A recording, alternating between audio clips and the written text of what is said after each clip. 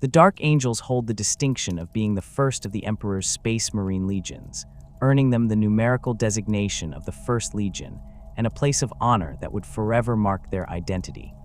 During the brutal unification wars that raged across Terra in the late 30th millennium, the Emperor required warriors who could serve as both the template and vanguard for his vision of transhuman soldiers.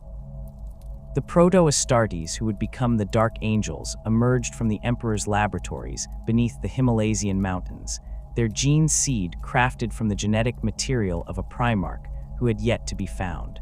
These early Dark Angels bore little resemblance to the knightly orders they would later become. Clad in simple power armor of gunmetal gray and bearing the basic heraldry of the Imperial Aquila, they fought alongside the Thunder Warriors in the final campaigns to unite Terra under the Emperor's rule.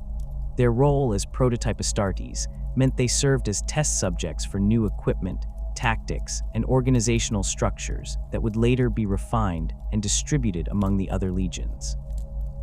The Emperor watched these early battles with particular interest, noting how his First Legion adapted to different combat scenarios and integrated new technologies into their operational doctrine. The First Legion's early campaigns took them from the irradiated wastelands of the America continent to the gene cults of the Urals, and finally to the techno-barbarian kingdoms of Europa. Unlike the Thunder Warriors, who were designed purely for conquest, the Dark Angels demonstrated an aptitude for both destruction and the more complex task of holding territory. They established garrison forces in conquered regions and began the process of recruiting new members from Terra's diverse populations, though their numbers remained relatively small compared to what they would later achieve. When the Great Crusade began in earnest around 798.3 M, the Dark Angels had already proven themselves as reliable and versatile warriors. However, they operated under a shadow of incompleteness that affected all the legions during this period. They fought without their gene father, guided only by the Emperor's direct commands and the leadership of Terran-born officers who understood the legion's purpose but could never fully embody its potential. The discovery of Lionel Johnson on the death world of Caliban marked a transformation that would define the Dark Angels for millennia to come. Caliban itself was a planet trapped in a perpetual struggle between civilization and the monstrous great beasts that emerged from its dark forests. The world's feudal society had developed around knightly orders dedicated to hunting these creatures, creating a warrior culture that prized honor, secrecy, and martial prowess above all else. Lionel Johnson had been raised by these knights after being found as an infant in the depths of Caliban's forests. Luther, a knight commander of considerable skill and charisma, became both mentor and surrogate father to the young Primarch. Under Luther's guidance, the Lion learned not only the arts of war, but also the complex codes of honor that governed Calibanite society. The relationship between the two men grew into something resembling brotherhood, with Luther serving as the Lion's most trusted advisor and closest confidant. By the time the Emperor's expeditionary fleets reached Caliban, Lionel Johnson had already begun the systematic extermination of the great beasts, leading the planet's knightly orders in a campaign that would have taken centuries for ordinary humans to complete. The Primarch's superhuman abilities, combined with his tactical genius and the disciplined nature of the Calibanite Knights, had transformed what had been an endless war of survival into a methodical cleansing operation. The meeting between the Emperor and his first found son was notably different from many of the other Primarch discoveries. Where some reunions involved conquest or elaborate tests, the Lion's integration into imperial service proceeded with remarkable efficiency. The Emperor recognized in his son not only a supreme warrior, but also a natural leader who had already proven his ability to command and inspire others. The Calibanite Knights, led by Luther, readily accepted their world's incorporation into the growing Imperium, seeing it as an opportunity to spread their crusade against darkness to the stars themselves. Luther's position during this transition proved crucial to the Legion's development. Rather than being relegated to a minor role, he became the Lion's second in command and played an instrumental part in integrating Calibanite traditions with the existing structure of the First Legion. The Terran-born Dark Angels, while initially skeptical of these newcomers, soon came to respect the martial prowess and unwavering loyalty that the Calibanite knights brought to their ranks. The recruitment practices established during this period would define the Dark Angels for the remainder of the Great Crusade. Caliban became the Legion's primary recruiting world, with young aspirants drawn from the planet's knightly orders and trained in fortress monasteries that combined the monastic traditions of Terra with the chivalric codes of Caliban. These recruits underwent not only the standard Astartes implantation process, but also indoctrination into the Legion's growing culture of secrecy and internal hierarchy. The Dark Angels developed a complex organizational structure that reflected both their status as the First Legion and their Calibanite influences. Beyond the standard company structure used by other legions, they maintained specialized formations known as wings, the Death Wing and Raven Wing being the most prominent. These elite formations operated with greater autonomy than typical Astartes units and often undertook missions that required absolute discretion. The Deathwing consisted of the Legion's most veteran warriors, equipped with Terminator armor and tasked with the most dangerous assault missions. Their bone-white armor and Death's Head iconography marked them as the Legion's ultimate weapon, deployed when conventional tactics proved insufficient. The Raven Wing, by contrast, specialized in rapid assault and reconnaissance, utilizing jet bikes, land speeders, and other fast-moving vehicles to strike at enemy weak points before withdrawing to strike elsewhere. This organizational complexity reflected the Dark Angels' growing preference for independent operations. While other legions often coordinated closely with Imperial Army units or operated as part of larger expeditionary forces, the First Legion increasingly requested assignments that allowed them to operate alone. Lion L. Johnson's tactical preferences favored campaigns where his forces could maneuver without the constraints imposed by slower-moving conventional forces or the need to coordinate with other Astartes legions. The Legion's secretive nature began to manifest during these early Great Crusade campaigns. Unlike legions such as the Ultramarines or Imperial Fists, who maintained detailed records of their battles and freely shared tactical innovations with their brother legions, the Dark Angels began restricting access to their operational reports and battle records. This tendency toward secrecy was initially attributed to their role as the Emperor's prototype legion, with some Imperial commanders assuming that the First Legion was testing new tactics or equipment that required classification. The Dark Angels' access to advanced Dark Age technology became another defining characteristic during this period. Their status as the First Legion, combined with Lion L. Johnson's particular favor with the Emperor, granted them access to archaeotech that other legions could only dream of possessing. Plasma weapons became standard issue throughout their ranks rather than the rare treasures they remained in other forces. Their fleet included vessels whose construction techniques had been lost for millennia, including ships equipped with experimental weapon systems and defensive technologies. The fortress monastery on Caliban began accumulating an impressive arsenal of Dark Age artifacts, many personally gifted to the Lion by the Emperor or recovered during campaigns that the Legion undertook alone. These weapons and devices were studied by the Legion's tech marines and incorporated into their standard equipment where possible. The Dark Angels became known for fielding equipment that other legions had never seen, leading to speculation about their true role within the Emperor's grand design. Their campaigns during the Great Crusade reflected these advantages and preferences. The Dark Angels consistently volunteered for the most challenging assignments, particularly those involving worlds that had fallen to alien influence or had developed dangerous technologies during Old Night. Their approach to compliance actions differed markedly from other legions, where the Ultramarines might seek to preserve useful infrastructure, and the Imperial Fists would establish permanent fortifications. The Dark Angels often left behind worlds that had been thoroughly purged of any potential threat. The Legion's relationship with other Imperial forces during this period remained cordial but distant. Lion L. Johnson maintained professional relationships with his brother Primarchs, but rarely engaged in the kind of close cooperation that characterized the partnerships between other Legion leaders. This independence was not viewed as problematic by Imperial command, as the Dark Angels consistently achieved their objectives and maintained excellent operational security. Luther's role in managing the Legion's day-to-day operations allowed the Lion to focus on strategic planning and the prosecution of the most critical campaigns. The partnership between the two men appeared seamless to outside observers, with Luther handling recruitment, training, and the administration of Caliban, while the Primarch led the Legion's expeditionary forces across the galaxy.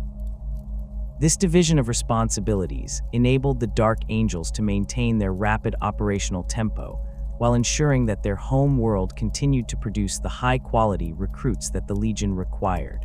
The recruitment pipeline from Caliban proved exceptionally efficient, with the planet's nightly traditions producing aspirants who were already disciplined, loyal, and accustomed to the concepts of honor and duty that the Legion valued.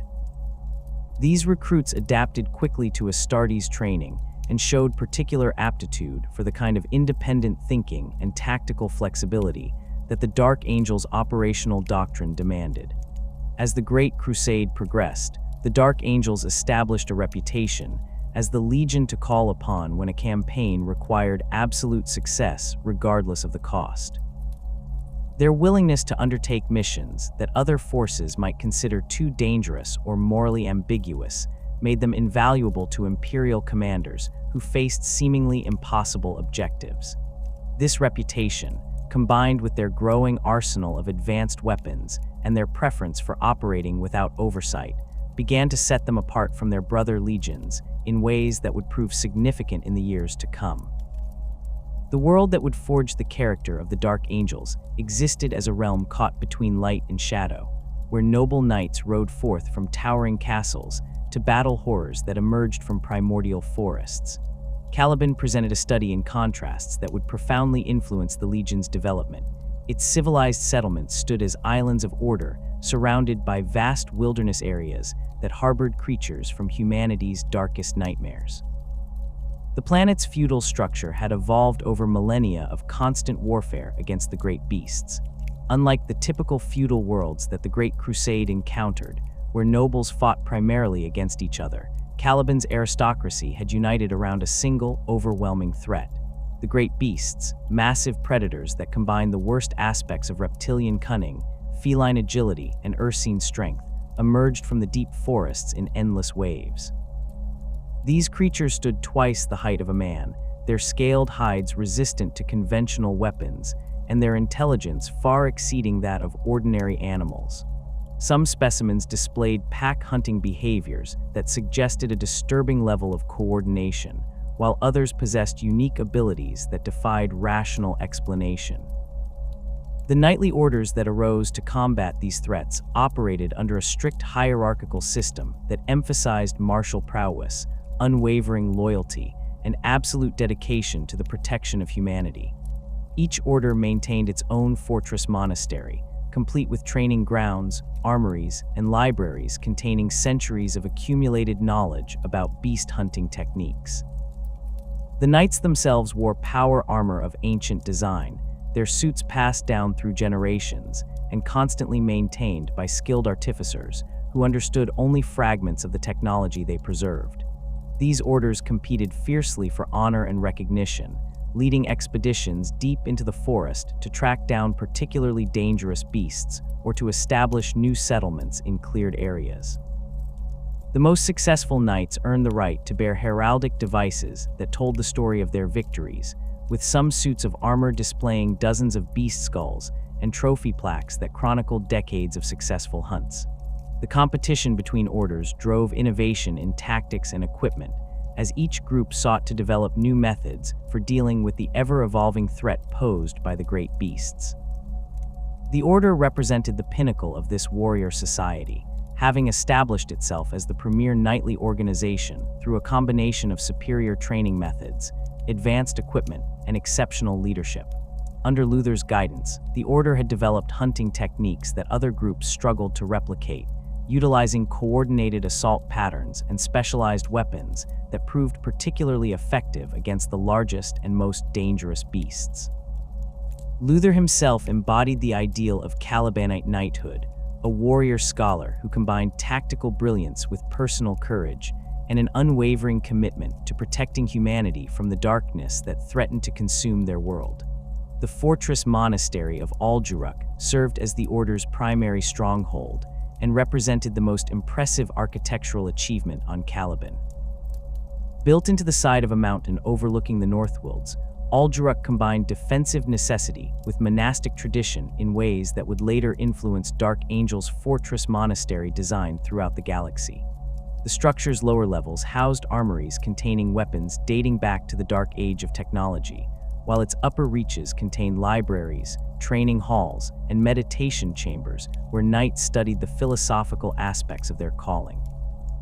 The monastery's design reflected the dual nature of Calibanite knighthood, part warrior's barracks, part scholar's retreat.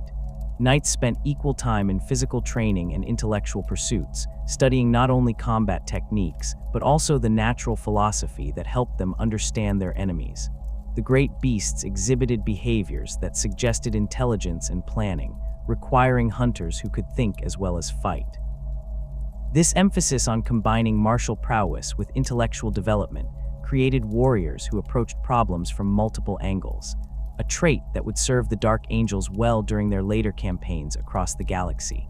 Alduruk's armory contained weapons that other knightly orders could only dream of possessing. Plasma weapons, power swords, and bolt pistols filled racks that had been crafted during humanity's golden age, their mechanisms still functioning despite millennia of use. The Order's artificers maintained these weapons with religious devotion, treating each piece as a sacred relic that connected them to humanity's glorious past. Some weapons bore inscriptions in archaic languages that none could fully translate, while others displayed technological features that defied the understanding of even the most skilled tech adepts. The training regimens conducted within Alduruk's walls prepared knights for the psychological as well as physical challenges of beast hunting. The great beasts possessed an unsettling ability to affect the minds of those who faced them, inducing fear responses that went beyond normal survival instincts. Knights learned meditation techniques and mental discipline exercises that helped them maintain focus and clarity when confronting creatures that seemed to radiate malevolent intelligence.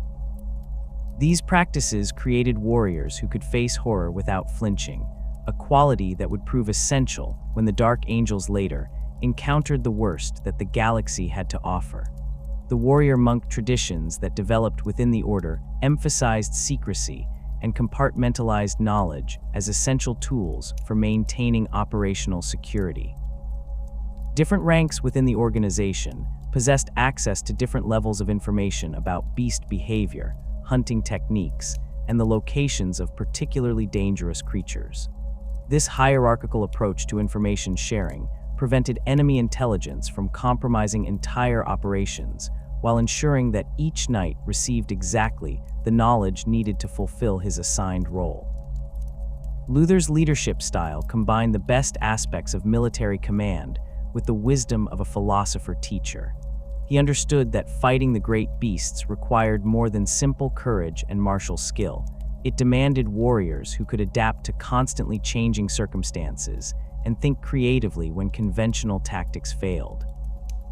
Under his guidance, the Order developed a culture that prized innovation and independent thinking, while maintaining strict discipline and loyalty to the organization's goals. The influence of Calibanite culture extended beyond military matters into areas of personal conduct and spiritual development.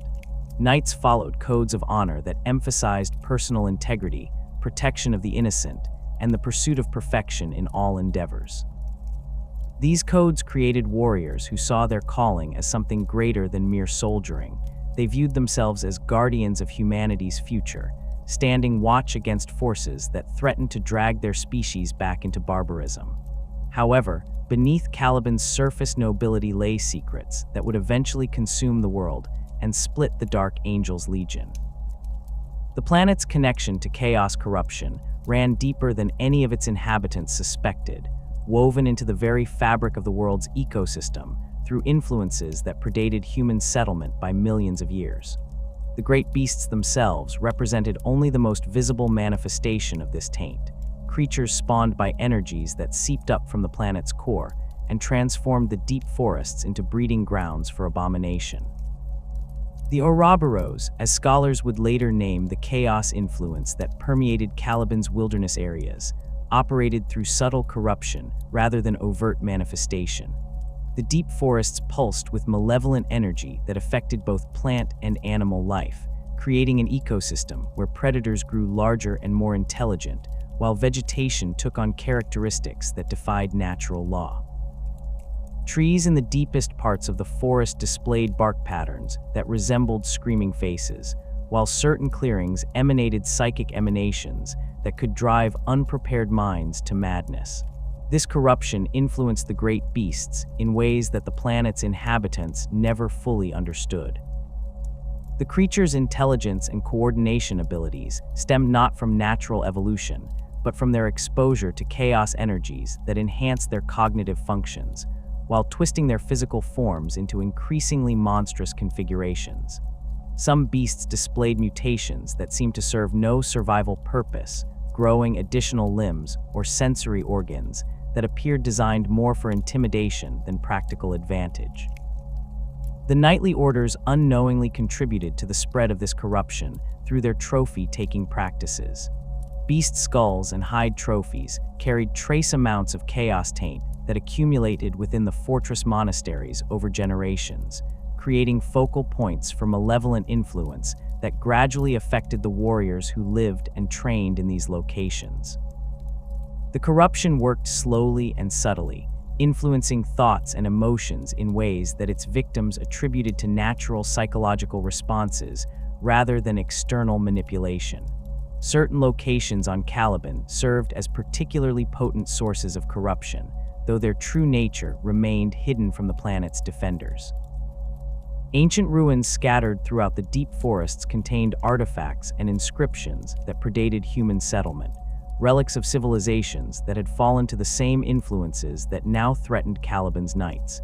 These sites emanated psychic energies that attracted the great beasts while simultaneously affecting any humans who ventured too close, creating a cycle of corruption that fed upon itself. The fortress monastery of Aljuruk, despite its noble purpose and sacred atmosphere, sat atop one of these corruption sources. The mountain's deep caves contained chambers filled with crystalline formations that pulsed with barely perceptible energy, their emanations seeping upward through the stone to influence the monastery's inhabitants. The Order's knights attributed the strange dreams and visions that occasionally plagued them to the stress of their calling, never suspecting that their sanctuary itself harbored the seeds of their eventual downfall. Luther's growing obsession with understanding the true nature of the great beasts led him to study texts and artifacts that contained dangerous knowledge. His scholarly pursuits, initially motivated by a desire to better protect his world and his warriors, gradually exposed him to influences that began to corrupt his thinking in ways too subtle for him to recognize. The corruption worked through his genuine desire to serve humanity, twisting noble intentions into justifications for increasingly questionable actions. The planet's libraries contained volumes that chronicled centuries of beast-hunting expeditions, but buried within these seemingly innocent records lay accounts of encounters with creatures and phenomena that defied rational explanation. Knights reported finding clearings where reality itself seemed unstable, locations where the laws of physics operated according to different rules. These reports were typically dismissed as the product of stress and exhaustion, but they documented genuine encounters with chaos influence that was gradually strengthening its hold on the world. The recruitment practices that drew young nobles into the knightly orders inadvertently selected individuals who possessed the psychic sensitivity that made them susceptible to chaos corruption. The qualities that made excellent beast hunters, intuition, adaptability, and the ability to sense danger, also made these warriors vulnerable to subtle psychic influence. The training regimens that developed these abilities simultaneously opened channels through which corruption could flow, creating a generation of knights who possessed both exceptional capability and hidden vulnerability. The weapons and equipment that the knightly orders treasured as links to humanity's golden age carried their own dangers. Some artifacts contained machine spirits that had been corrupted over the millennia, their artificial intelligences twisted by exposure to chaos energies. These corrupted systems influenced their wielders through subtle manipulation of targeting data, tactical suggestions, and even direct neural interface feedback, gradually shaping the thoughts and decisions of the knights who relied upon them. The social structure of Caliban itself contributed to the planet's vulnerability by creating isolated communities that could be corrupted without detection. The feudal system encouraged competition and secrecy between different orders, preventing the sharing of information that might have revealed the true scope of the threat facing the world. Each group guarded its secrets jealously, allowing corruption to spread through one organization without alerting others to the danger. When Warmaster Horus's betrayal shattered the Imperium and ignited the galaxy in civil war, the Dark Angels found themselves positioned far from the core worlds where the initial treachery unfolded. The First Legion had been conducting compliance operations along the eastern fringe, pursuing campaigns that kept them at the very edge of Imperial space when word of the Istvan massacres reached them. This geographical isolation would prove to be both a blessing and a curse, protecting them from the immediate devastation that consumed other loyal legions, while simultaneously preventing them from responding quickly to the crisis that threatened to destroy everything the Emperor had built. Lionel Johnson received the initial reports of Horus's rebellion with characteristic stoicism, though those closest to him noted the subtle signs of his growing concern. The Primarch had always maintained a complex relationship with his brother Warmaster, respecting Horus's tactical acumen while remaining wary of his political maneuvering within the Imperium's command structure. The Lion's analytical mind immediately began processing the strategic implications of the betrayal, calculating the loyalties of other Primarchs, and assessing the Legion's position relative to the unfolding conflict. The Dark Angels' response to the heresy reflected their Primarch's methodical nature and the Legion's preference for independent operations. Rather than immediately racing toward Terra or attempting to link up with other loyal forces, Lionel Johnson chose to consolidate his Legion's position and gather intelligence about the scope of the rebellion. This decision, which would later draw criticism from some quarters, demonstrated the Lion's understanding that rushing blindly into battle without proper preparation would serve no one's interests except those of the traitors. The Legion's first major engagement of the heresy period came when they encountered Night Lord's forces operating in the same region of space. The 8th Legion had been conducting their own campaigns along the eastern fringe, utilizing terror tactics and psychological warfare to bring worlds into compliance through fear rather than conventional military action. The meeting between these two legions, both operating far from Imperial oversight, set the stage for one of the most brutal and protracted conflicts of the entire heresy. Conrad Kurz, the Night Haunter, had descended into complete madness by this point in the conflict. His prophetic visions of the Imperium's doom had driven him to embrace the very darkness he had once fought against, leading his legion in atrocities that defied all concepts of honor or military necessity. The Night Lords had become little more than a pack of murderers and torturers, using their Astartes abilities to inflict suffering on civilian populations with methodical precision. The initial confrontation between the Dark Angels and Night Lords occurred in the Thrama system, where both legions had arrived to claim strategic resources and establish forward operating bases.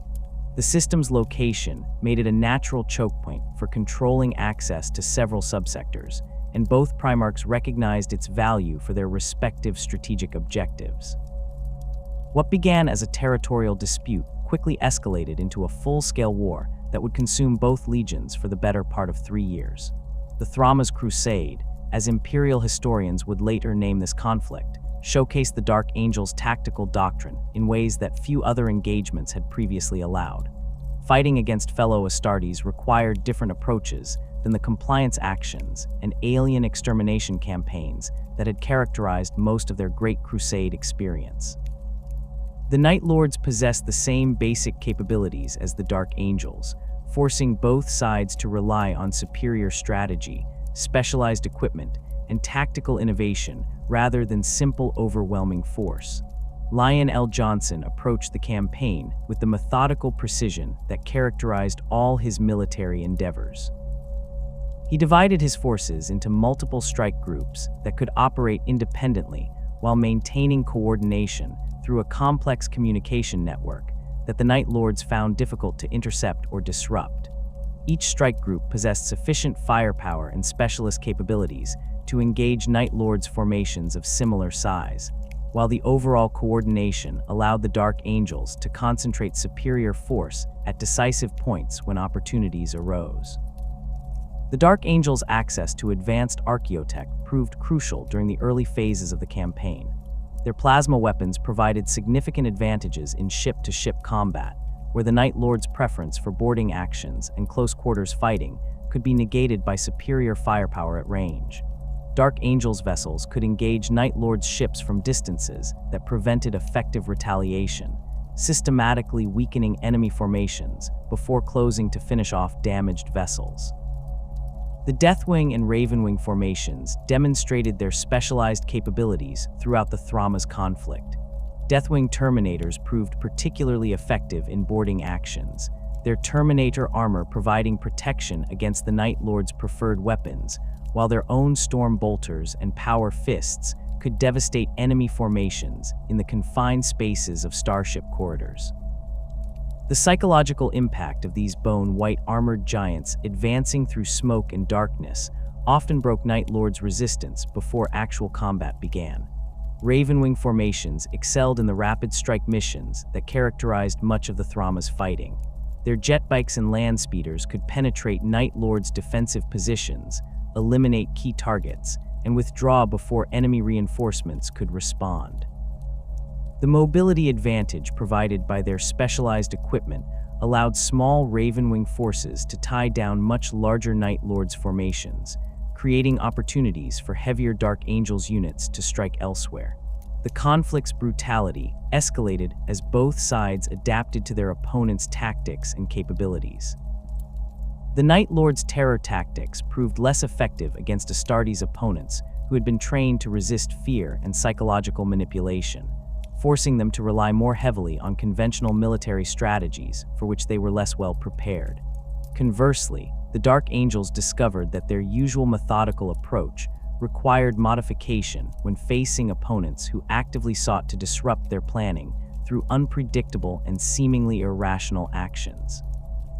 Conrad Kerr's personal involvement in the campaign added an element of unpredictability that challenged even Lion L. Johnson's strategic planning. The Night Haunter's prophetic abilities allowed him to anticipate some Dark Angels' movements, while his complete abandonment of conventional military thinking made his own actions difficult to predict or counter. The two Primarchs engaged in a deadly game of strategic chess, with entire star systems serving as the board and the lives of their warriors as the pieces. The psychological warfare that characterized the Night Lords' approach forced the Dark Angels to develop new tactical doctrines for dealing with enemies who prioritized terror over military effectiveness. Standard Astartes training included resistance to fear and psychological manipulation, but the Night Lords' methods went beyond conventional intimidation tactics to include genuine torture, mutilation, and the systematic destruction of civilian populations to demoralize their opponents. Dark Angels' forces operating in systems where the Night Lords had established a presence often encountered scenes of devastation that tested even their enhanced psychological conditioning. Entire cities reduced to charnel houses, populations flayed alive and displayed as warnings, and infrastructure destroyed not for strategic purposes, but simply to maximize suffering. These discoveries hardened the Dark Angels' resolve while simultaneously forcing them to confront the reality that some of their former brother legions had fallen beyond any hope of redemption. The Lion's response to these atrocities reflected both his pragmatic nature and his growing understanding of the heresy's true scope.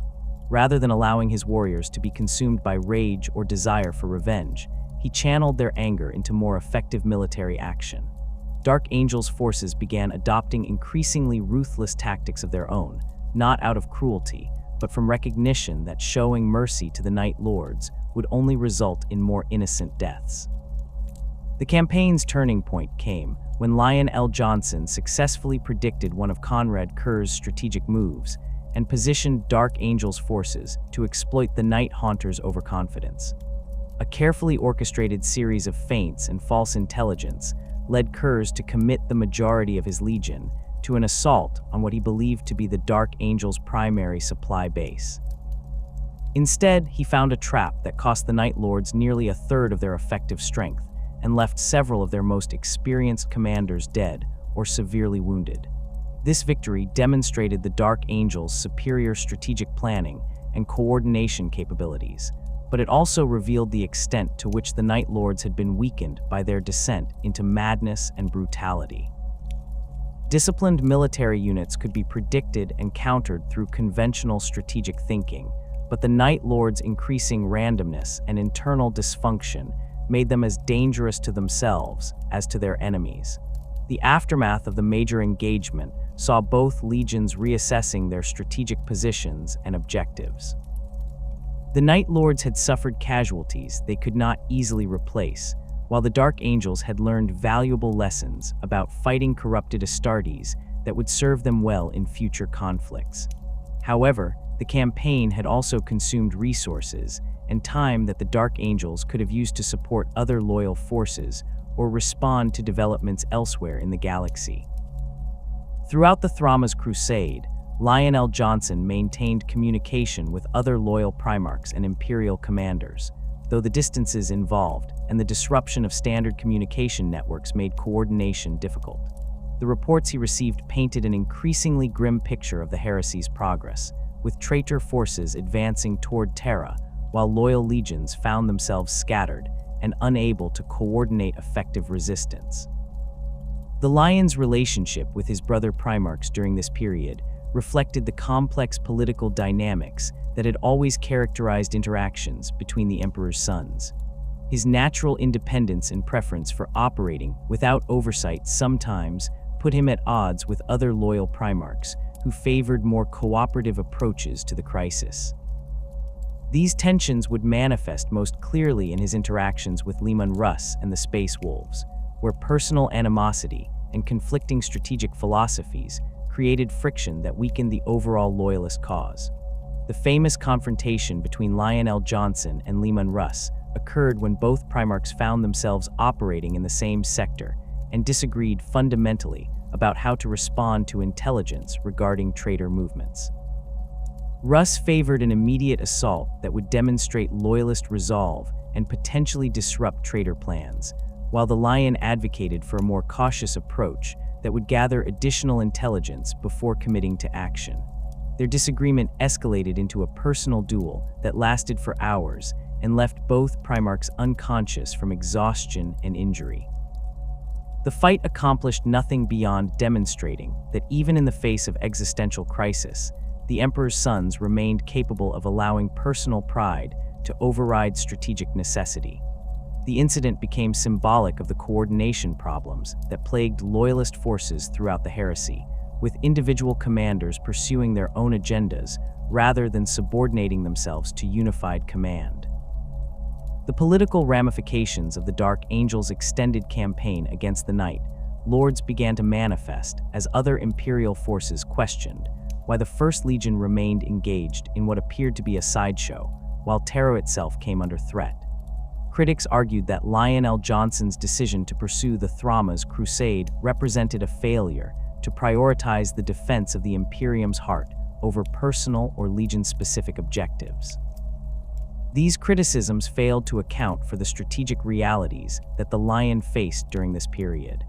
The Night Lords represented a genuine threat to Imperial worlds throughout the Eastern Fringe, and allowing them to operate unopposed would have resulted in massive civilian casualties and the loss of strategic resources that the Imperium could not afford to sacrifice. Additionally, the Dark Angel's position made it impossible for them to reach Terra quickly enough to affect the siege's outcome, while their engagement with the Night Lords prevented Conrad Kerrs from potentially reinforcing Horus at a crucial moment. The intelligence networks that the Dark Angels had developed during the Great Crusade proved invaluable during the heresy, providing the Lion with information about traitor movements and loyalist positions that allowed him to make informed strategic decisions. However, this same information also revealed the extent to which the Imperium was fragmenting, with communication between different sectors becoming increasingly difficult and unreliable. Reports reaching the Dark Angels described the systematic destruction of loyalist strongholds, the corruption of entire planetary populations, and the deployment of weapons and tactics that violated every principle of honorable warfare. The scale of the betrayal became clear as more details emerged about the Istvan massacres, the bombardment of Prospero, and the other atrocities that had marked the heresy's early phases. The Lion's response to these reports demonstrated both his strategic acumen and his growing understanding of the conflict's true nature. He began positioning Dark Angel's forces to intercept traitor supply lines and communication networks, recognizing that disrupting the rebels' logistics and coordination might prove more valuable than seeking direct confrontation with their main forces. This approach reflected the Legion's traditional preference for independent operations, while acknowledging the reality that the Loyalist cause required coordinated resistance to succeed.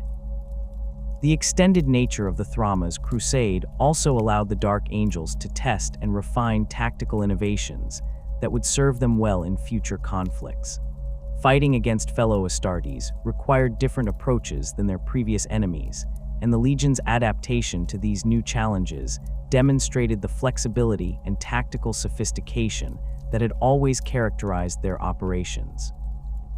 While Lionel Johnson led the bulk of the Dark Angels Legion across the galaxy in pursuit of traitor forces, the seeds of catastrophe were taking root on their homeworld of Caliban.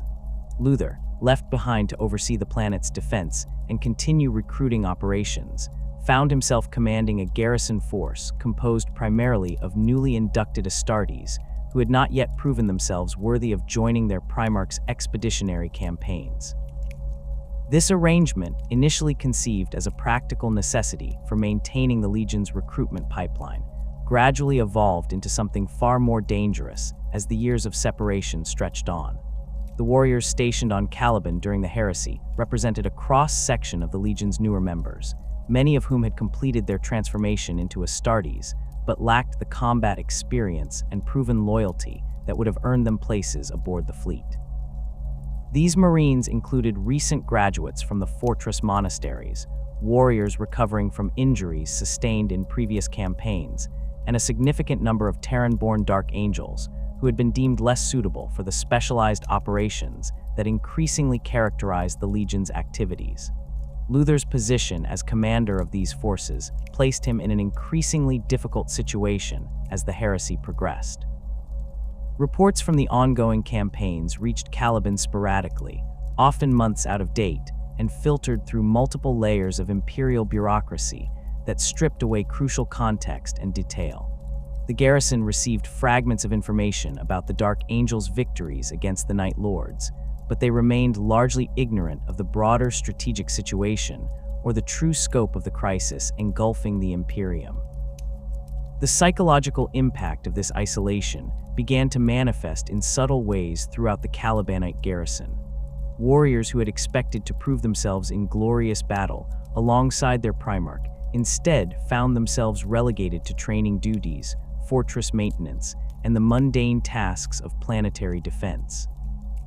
The knightly traditions that had shaped Calibanite culture emphasized honor earned through deeds in battle, making this enforced inactivity particularly galling for warriors who saw themselves as the inheritors of their world's martial legacy.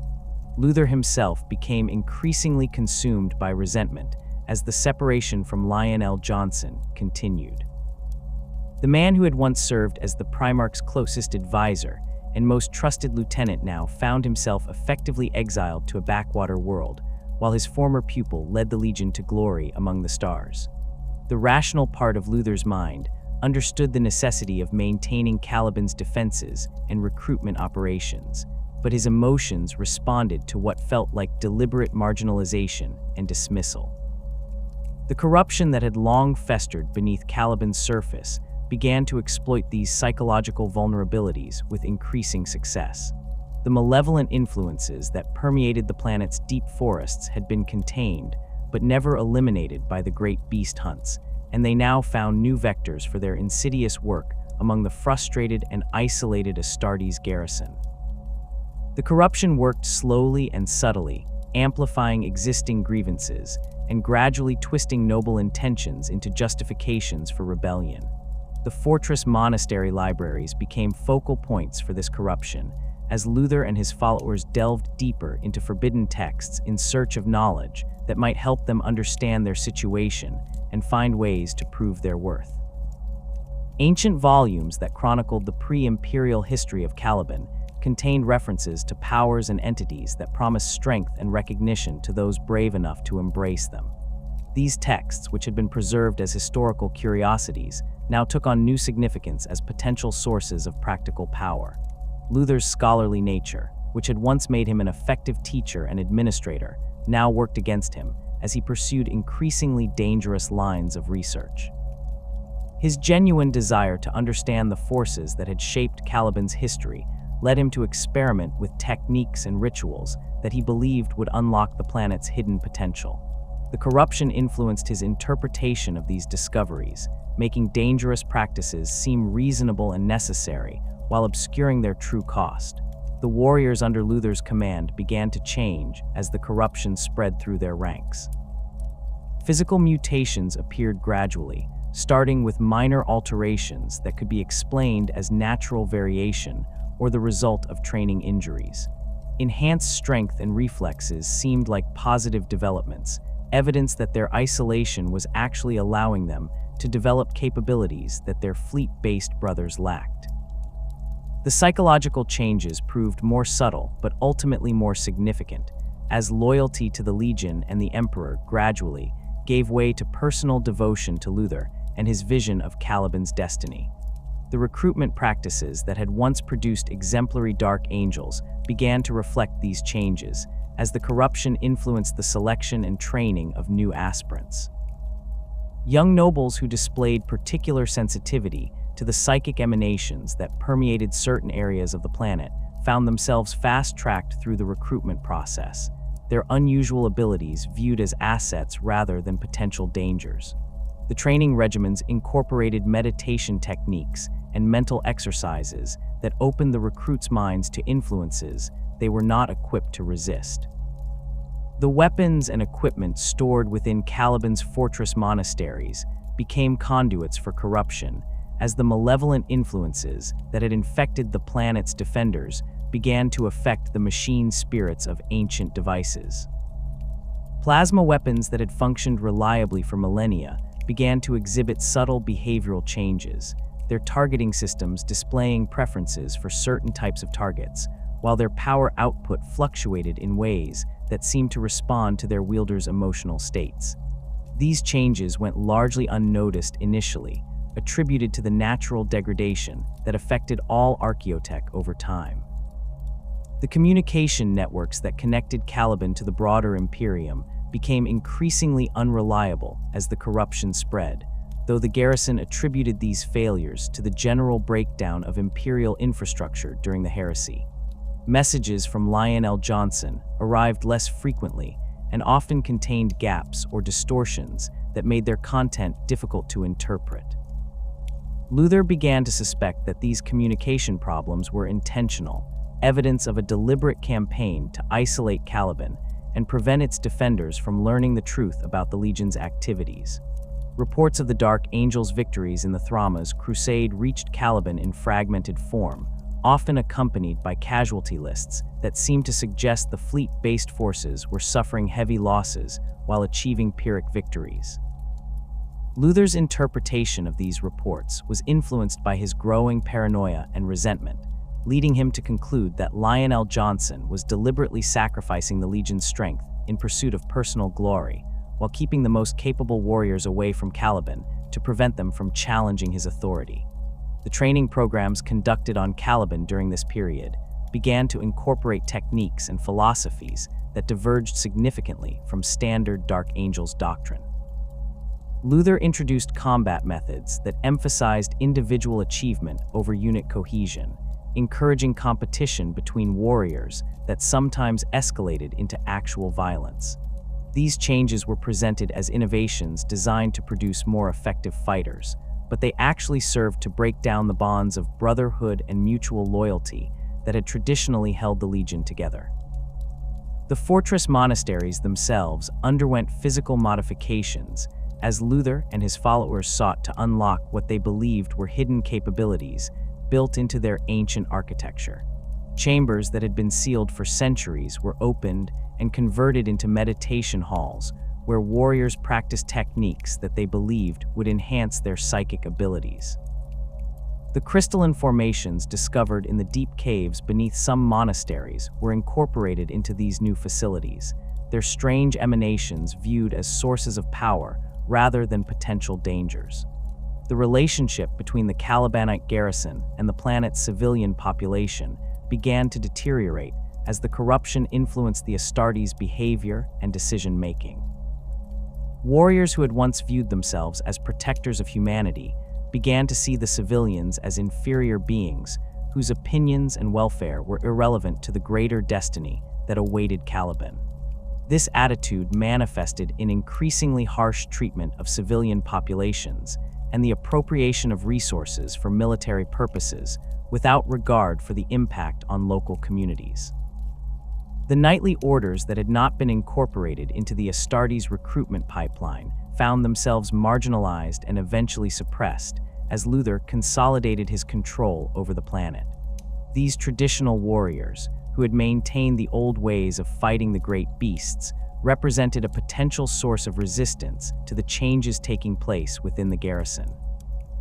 Their elimination was carried out systematically, justified as a necessary measure for maintaining planetary security during the ongoing crisis.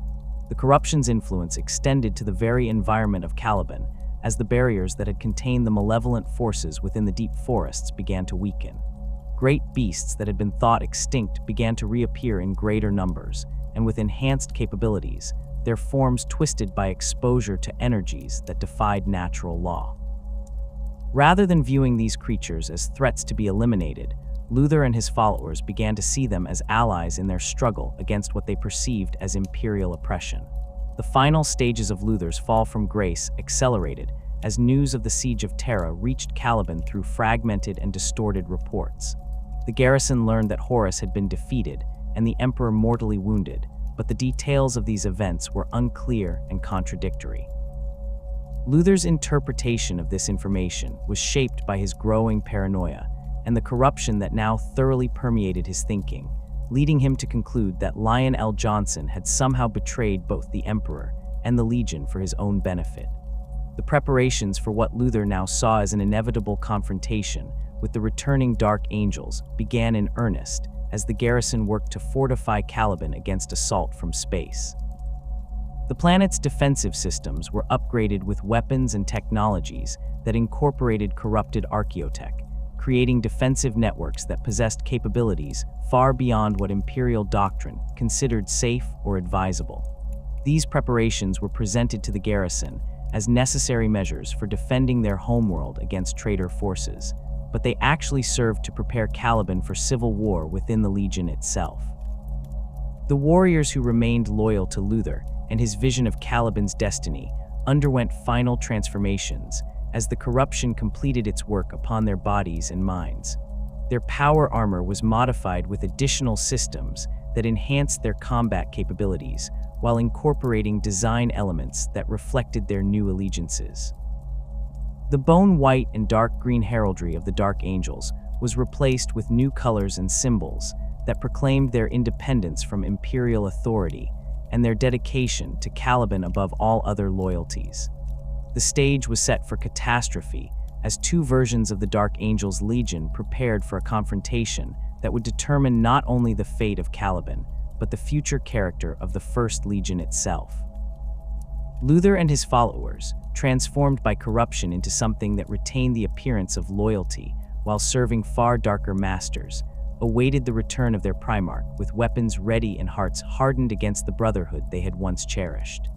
The seeds of the fallen had been planted in soil poisoned by ancient malevolence, and they were ready to bear their bitter fruit when Lionel Johnson finally returned home to discover what his homeworld had become. The return of Lion L. Johnson to Caliban marked the beginning of the most tragic chapter in Dark Angel's history, but it also established the foundations of the secretive hierarchy that would define the Legion for the next 10 millennia. When the Primarch's fleet emerged from the warp to find their homeworld fortified against them and Luther's forces openly defiant, the subsequent battle destroyed not only Caliban itself, but also the innocence that had once characterized the First Legion's internal relationships. The survivors who emerged from that catastrophe carried with them a burden of shame and secrecy that would reshape their entire organizational structure. The immediate aftermath of Caliban's destruction saw Lionel Johnson and his remaining loyalists grappling with the reality that nearly half their legion had fallen to corruption. The fallen angels, as they would come to be known, had been scattered across time and space by the warp storm that consumed their homeworld, making it impossible to determine exactly how many had survived or where they might have been deposited. This uncertainty created the first layer of the secret that would consume the Dark Angels. They could not know the full extent of their shame because they could not account for all their wayward brothers. The official records would state that Caliban had been destroyed during a battle against Chaos forces, with Luther and his followers dying as heroes defending their homeworld. The truth of their corruption and betrayal would be known only to those who had witnessed it firsthand. This decision to compartmentalize information created the basic structure that would evolve into the Inner Circle's complex hierarchy of knowledge. The Primarch identified those warriors who had been present during the final battle and could not be deceived about what had truly occurred, designating them as the keepers of the Legion's darkest secret. These veterans formed the nucleus of what would become the Inner Circle, bound together by shared knowledge and collective responsibility for maintaining the deception that protected their Legion's honor. The organizational changes implemented in the wake of Caliban's destruction reflected Lionel Johnson's understanding that the traditional Legion structure was insufficient for managing the complex requirements of their new situation.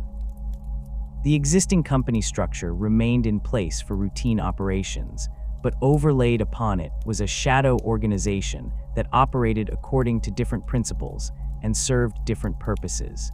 This dual structure allowed the Dark Angels to function as an effective military force while simultaneously pursuing their secret agenda. The Deathwing, which had previously served as the Legion's elite Terminator formation, was restructured to serve as the primary repository of the Inner Circle's most sensitive knowledge. Membership in the Deathwing became contingent not only on martial prowess and tactical expertise, but also on demonstrated loyalty and the psychological stability necessary to bear the burden of truth about the fallen. These warriors underwent additional indoctrination beyond the standard Astartes conditioning, preparing them to maintain absolute secrecy even under the most extreme circumstances. The process of selection for Deathwing membership involved careful observation of candidates over extended periods, with senior members evaluating not only combat performance but also reactions to stress, loyalty to the chapter, and ability to compartmentalize information. Potential recruits were subjected to subtle tests designed to reveal their character and determine whether they possessed the mental fortitude necessary to learn the truth about the fallen without being consumed by despair or driven to betrayal themselves. The Ravenwing underwent a similar transformation, evolving from a specialized assault formation into a reconnaissance and pursuit organization dedicated to tracking down leads that might reveal the locations of fallen angels. Their mobility and independence made them ideal for investigating rumors and reports that might indicate fallen activity, while their reputation for secrecy ensured that their true missions remained hidden from outside observers. Ravenwing squadrons could be deployed across the galaxy on seemingly routine patrol missions that actually served as cover for intensive intelligence gathering operations. The integration of these specialized formations into the chapter's overall command structure required the development of new protocols and procedures that allowed information to flow upward through the hierarchy while preventing unauthorized disclosure to lower ranks. Squad leaders and company commanders who were not members of the Inner Circle received mission briefings that contain sufficient information to ensure tactical success, while omitting the broader context that might reveal the true nature of their objectives. The interrogator chaplains emerged as perhaps the most crucial component of this new organizational structure, serving as both spiritual guides and ruthless inquisitors dedicated to extracting confessions from captured fallen. These specialists combined the traditional chaplain role of maintaining morale and doctrinal purity with the specialized skills necessary for psychological manipulation and enhanced interrogation techniques. Their training extended far beyond the standard chaplain curriculum to include advanced psychology, torture resistance, and the specific knowledge necessary to identify and counter the corruption that had claimed their fallen brothers. The methods employed by interrogator chaplains reflected both the desperation of their mission and the resources available to the Dark Angels through their access to archaeotech and forbidden knowledge. Traditional interrogation techniques were enhanced through the use of psychoactive compounds derived from Caliban's corrupted ecosystem, drugs that could break down mental barriers and compel truthfulness while leaving the subject's memories intact. Neural interface technology allowed direct access to a prisoner's thoughts and memories, though such invasive techniques carried significant risks for both interrogator and subject. The psychological preparation required for interrogator chaplains involved exposure to carefully controlled doses of the same corrupting influences that had claimed the fallen, building resistance to chaos taint, while developing the understanding necessary to recognize its manifestations in others. This dangerous training process claimed some candidates who proved insufficiently strong-willed to resist corruption, but those who survived emerged with capabilities that normal Astartes could not match. The fortress monastery known as the Tower of Angels, constructed from the remains of Caliban's largest fortress and expanded with technology salvaged from the destroyed homeworld, became the physical manifestation of the Dark Angels' layered secrecy. The structure's design incorporated multiple levels of access restriction, with different areas available to different ranks within the chapter hierarchy. The deepest levels, accessible only to the most senior members of the inner circle, housed the most sensitive information and the most dangerous artifacts recovered from Caliban's ruins. The tower's interrogation chambers represented the pinnacle of the Dark Angel's commitment to extracting confessions from captured fallen. These facilities incorporated technology that predated the Age of Strife, equipment whose operation required knowledge that existed nowhere else in the Imperium. Sensory deprivation chambers could maintain subjects in states of complete isolation for extended periods, while neural interface systems allowed interrogators to experience their prisoners' memories directly. The most advanced chambers could manipulate the flow of time itself within limited areas, allowing interrogations that lasted subjective years to be completed in mere hours of real time. The recruitment practices that had once drawn aspirants from Caliban's nightly orders were necessarily modified to accommodate the chapter's new requirements and the loss of their primary recruiting world. The Dark Angels established recruitment stations on multiple worlds, each overseen by carefully selected representatives who understood the importance of identifying candidates with the psychological profiles necessary for eventual induction into the inner circle secrets. These recruiters looked for qualities that went beyond the standard Astartes requirements, seeking individuals whose loyalty could be absolute and whose mental stability could withstand exposure to knowledge that had driven lesser men to madness. The training regimens implemented for new recruits incorporated elements designed to prepare them for the psychological challenges they would eventually face as full members of the chapter. Combat exercises included scenarios that tested reactions to betrayal and corruption, while educational programs exposed aspirants to carefully sanitized versions of the chapter's history that prepared them for eventual revelation of the full truth.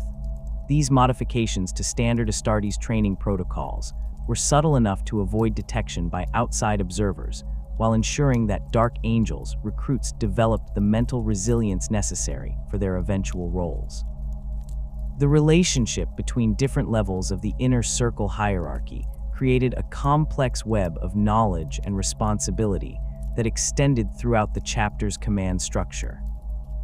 Battle brothers who had proven themselves worthy of initial trust might be granted access to minor secrets that prepared them for greater revelations, while those who demonstrated exceptional loyalty and capability could be elevated to positions where they learned increasingly sensitive information about the chapter's true purpose.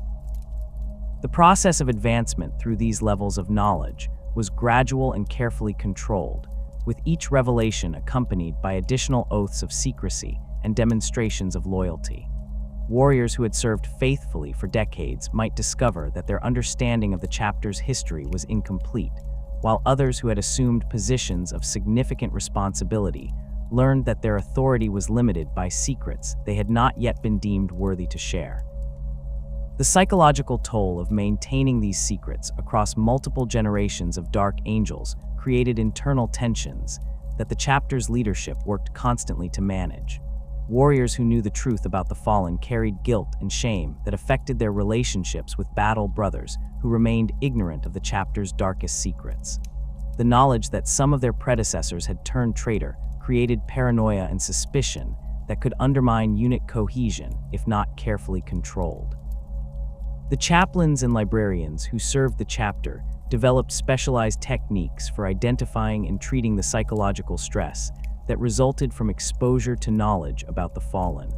These interventions ranged from meditation practices designed to compartmentalize traumatic knowledge to more aggressive psychic conditioning that could suppress dangerous thoughts and emotions. The most severe cases required memory modification or even the complete restructuring of a warrior's personality to prevent knowledge of the Fallen from compromising their effectiveness or loyalty. The internal politics of the inner circle reflected the competing pressures created by their dual obligations to the Imperium and to their own chapter's secret agenda.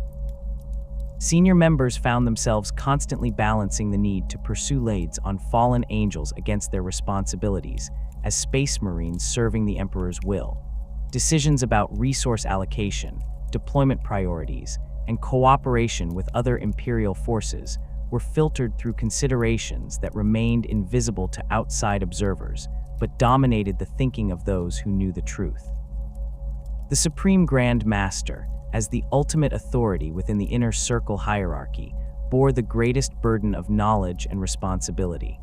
This individual possessed complete information about all known fallen angels, the resources dedicated to their pursuit, and the broader implications of the chapter's secret mission for the Imperium as a whole. The position required not only exceptional military and political skills, but also the psychological strength necessary to bear ultimate responsibility for decisions that affected the fate of the entire chapter. The succession protocols established for the Supreme Grand Master position ensured that knowledge of the chapter's secrets would never be lost, while also preventing any single individual from accumulating too much power or becoming corrupted by the burden of absolute knowledge. Multiple senior members of the Inner Circle maintained partial records and specialized knowledge that could be combined to reconstruct the complete picture if necessary, while specific rituals and ceremonies ensured that critical information was passed down through generations of leadership. The relationship between the Inner Circle and the broader Dark Angels chapter required constant management to prevent the discovery of secrets that could destroy the chapter's reputation and effectiveness. Cover stories and false explanations were developed to account for the specialized equipment, unusual deployment patterns, and secretive behavior that characterized Inner Circle operations. These deceptions were sophisticated enough to withstand casual scrutiny while remaining flexible enough to adapt to changing circumstances and new challenges. The burden of truth that defined membership in the Inner Circle created bonds of brotherhood that were both stronger and more fragile than those found in other Space Marine chapters.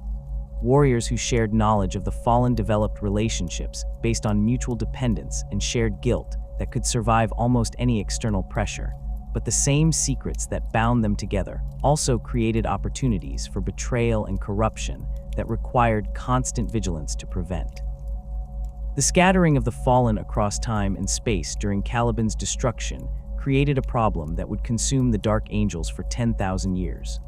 When the warp storm that consumed their homeworld finally dissipated, the surviving loyalists faced the horrifying reality that their corrupted brothers had not simply died in the cataclysm, but had been cast throughout the galaxy, and possibly across different time periods entirely. This uncertainty transformed what might have been a contained tragedy into an eternal mission that would define every aspect of the chapter's existence from that moment forward. The initial attempts to locate and catalog the fallen proved frustratingly inadequate. The Dark Angels possessed incomplete records of which warriors had been stationed on Caliban during Luther's rebellion, as many personnel files had been lost in the planet's destruction. The survivors could provide names and descriptions of some of their former brothers, but the total number of potential fallen remained unknown. Conservative estimates suggested several hundred corrupted Astartes had been scattered by the warp storm, while pessimistic projections reached into the thousands when accounting for the garrison forces, newly inducted recruits, and support personnel who had been present during the final battle. The chapter's response to this crisis required a complete restructuring of their operational priorities and resource allocation. Traditional Space Marine missions, such as planetary compliance actions and alien extermination campaigns, became secondary to the overriding imperative of tracking down any trace of fallen activity. The Dark Angels developed a network of informants, data mining operations, and surveillance systems that extended throughout Imperial space and beyond, all dedicated to identifying the subtle signs that might indicate a fallen angel's presence on a particular world. The Ravenwing evolved into the primary instrument of this galaxy-spanning hunt. Their companies reorganized around rapid response capabilities that allowed them to investigate potential leads across vast distances. Ravenwing squadrons operated with unprecedented independence, often deploying for months or years at a time, as they followed tenuous trails of evidence that might lead to a single fallen angel. Their jetbikes and land speeders were modified with enhanced communication equipment and extended operational capabilities that allowed them to function far from conventional supply lines and support structures. The psychological profile work conducted by the chapter's librarians and chaplains identified common behavioral patterns among the fallen that could serve as indicators for tracking purposes. Most fallen angels retain their enhanced combat capabilities and tactical knowledge while losing the discipline and loyalty that had once defined them as Space Marines. They frequently inserted themselves into local conflicts as mercenaries or warlords, using their superhuman abilities to carve out positions of power and influence. Some sought to corrupt imperial institutions from within, infiltrating planetary defense forces or noble houses where their enhanced capabilities could remain hidden while they pursued their own agendas. The most dangerous fallen angels were those who had embraced chaos worship openly and sought to spread corruption wherever they went. These individuals often established cults dedicated to the dark gods, using their knowledge of imperial military doctrine and space marine capabilities to create surprisingly effective rebel movements. The Dark Angels learned to recognize the signs of such corruption, unusual tactical sophistication among rebel forces, the presence of modified Astartes equipment, and specific patterns of destruction that suggested the involvement of someone with advanced military training. Cypher represented the most frustrating and persistent target in the Dark Angels' long hunt. This enigmatic figure appeared throughout Imperial history at moments of crisis, always wearing the bone-white robes of a Calibanite monk and carrying weapons that the Dark Angels recognized as relics from their lost homeworld. His appearances followed no discernible pattern, sometimes supporting Imperial forces against genuine threats, while other times working to undermine Imperial authority in ways that served no obvious purpose. The chapter's attempts to capture or eliminate Cypher had consumed enormous resources over the millennia without achieving success. Ravenwing forces had cornered him on dozens of occasions, only to have him escape through means that defied explanation. Some encounters suggested he possessed prophetic abilities that allowed him to anticipate Dark Angels' movements, while others indicated access to transportation methods that could bypass conventional detection systems. The most disturbing reports suggested that Cypher had been present at historical events that predated Caliban's destruction, implying either time travel capabilities or the existence of multiple individuals using the same identity. The weapons that Cypher carried added another layer of complexity to the Dark Angel's pursuit. The Lion's Sword, one of the most sacred relics of their legion, had been lost during the battle for Caliban and was now seen in the hands of their most wanted fugitive. The blade's presence confirmed Cypher's connection to the Fallen, while simultaneously making his capture a matter of recovering stolen chapter property, as well as bringing a traitor to justice. The plasma pistol he wielded alongside the sword bore the craftsmanship marks of Calibanite artificers, further evidence of his origins among Luther's corrupted followers. Intelligence reports describing Cypher's activities painted a picture of an individual whose motivations remained incomprehensible even after millennia of study. He had been observed providing crucial assistance to Imperial forces facing overwhelming odds, his intervention often proving decisive in battles against chaos incursions or alien invasions. Yet these same reports documented his involvement in the assassination of Imperial officials, the theft of sacred artifacts, and the manipulation of political situations in ways that weakened Imperial authority. The Dark Angel's pursuit of Cypher had brought them into conflict with other Imperial organizations on multiple occasions. The Inquisition viewed his activities with suspicion, but sometimes found his interventions useful for their own purposes, creating situations where Dark Angel's forces found themselves opposing other Imperial agents who were attempting to recruit or protect their primary target. These conflicts required careful political management to prevent the exposure of the chapter's true motivations while maintaining their reputation as loyal servants of the Emperor. Marbas represented a different category of fallen angel, one whose corruption had manifested in more conventional but equally dangerous ways. This former Dark Angel's captain had established himself as a warlord in the Eastern Fringe, building a personal empire through a combination of military conquest and political manipulation. His forces included corrupted Imperial Guard units, renegade Space Marines from other chapters, and alien mercenaries who served him in exchange for advanced weapons and tactical knowledge. The campaign to eliminate Marbas had required a full company deployment that lasted nearly 3 years, with Dark Angel's forces pursuing his fleet through multiple star systems, while attempting to minimize civilian casualties and avoid drawing attention from other Imperial authorities. Marbas demonstrated tactical abilities that clearly derived from his Astartes training, but his strategic thinking had been warped by exposure to chaos influences that made his behavior unpredictable and increasingly desperate as the Dark Angels closed in on his position. The final confrontation with Marbas took place in the ruins of a hive city that his forces had devastated during their retreat.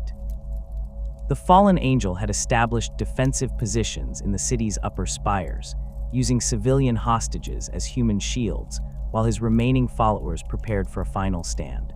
The Dark Angel's assault required careful coordination between Deathwing Terminators advancing through the lower levels and Ravenwing units providing fire support from adjacent structures. Marbas himself proved to be a formidable opponent even after millennia of corruption had twisted his appearance and mindset. His power armor bore modifications that incorporated chaos iconography and technological enhancements of unknown origin, while his weapons had been altered in ways that increased their destructive potential at the cost of reliability and safety. The duel between Marbas and the Dark Angel's captain leading the assault lasted for hours, with both combatants utilizing techniques and equipment that reflected their shared origins while serving completely different masters. The interrogation of captured fallen angels represented one of the most crucial and difficult aspects of the hunt. These former brothers possessed information about other scattered members of Luther's forces, but extracting this knowledge required techniques that pushed the boundaries of what even the Dark Angels considered acceptable. The interrogator chaplains who specialized in this work developed methods that combined traditional torture with psychic manipulation and chemical enhancement, creating interrogation processes that could break down mental barriers that had been reinforced by decades of chaos corruption. The interrogation chambers deep within the Tower of Angels incorporated technology that had been salvaged from Caliban's ruins and enhanced with innovations developed specifically for dealing with corrupted Astartes. Sensory deprivation systems could maintain subjects in states of complete isolation, while neural interface equipment allowed interrogators to access memories and thoughts directly. The most advanced chambers utilized temporal manipulation fields that could extend subjective interrogation time while minimizing the physical stress placed on both interrogator and subject. The psychological preparation required for conducting these interrogations demanded that interrogator chaplains develop resistance to the same corrupting influences that had claimed their targets.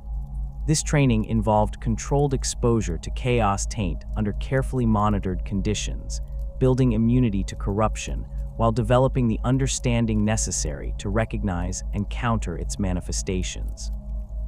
The process claimed some candidates who proved insufficiently strong-willed, but those who survived emerged with capabilities that allowed them to operate in environments that would drive normal Astartes to madness. The information extracted from captured fallen angels often proved fragmentary and contradictory, reflecting the chaotic nature of their scattering and the psychological damage inflicted by millennia of corruption. Some prisoners provided detailed accounts of other fallen angels they had encountered, including descriptions of their current activities and possible locations. Others offered only vague references to individuals who might or might not still exist, their memories corrupted by exposure to warp energies or deliberately obscured by chaos influences.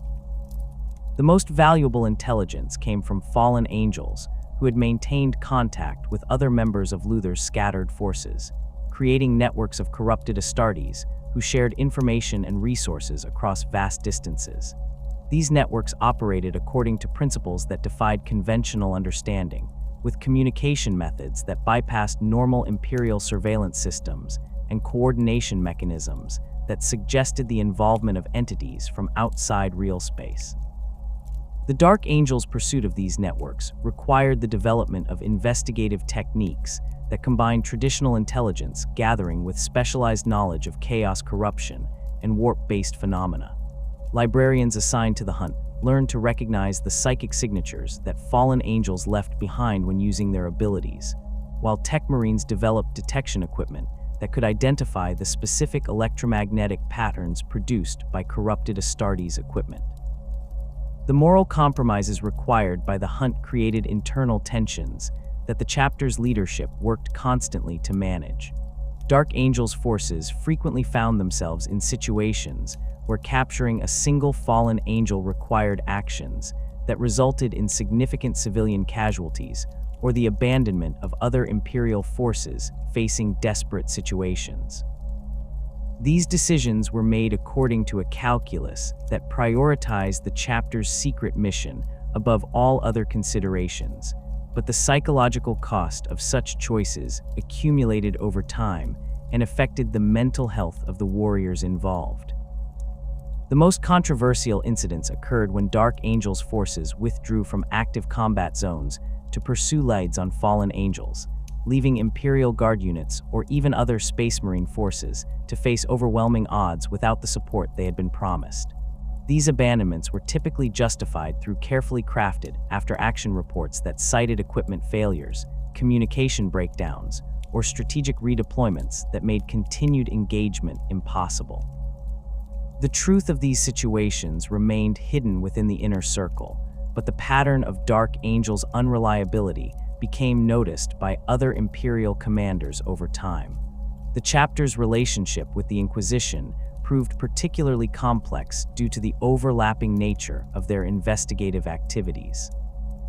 Inquisitors pursuing their own investigations sometimes uncovered evidence of fallen angel activity, creating situations where Dark Angel's forces had to choose between cooperating with Imperial authorities and protecting their chapter's secrets.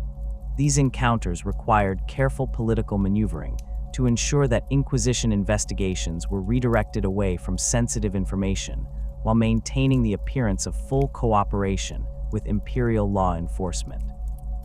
Some inquisitors developed suspicions about the Dark Angel's true motivations based on patterns they observed in the chapter's deployment and behavior.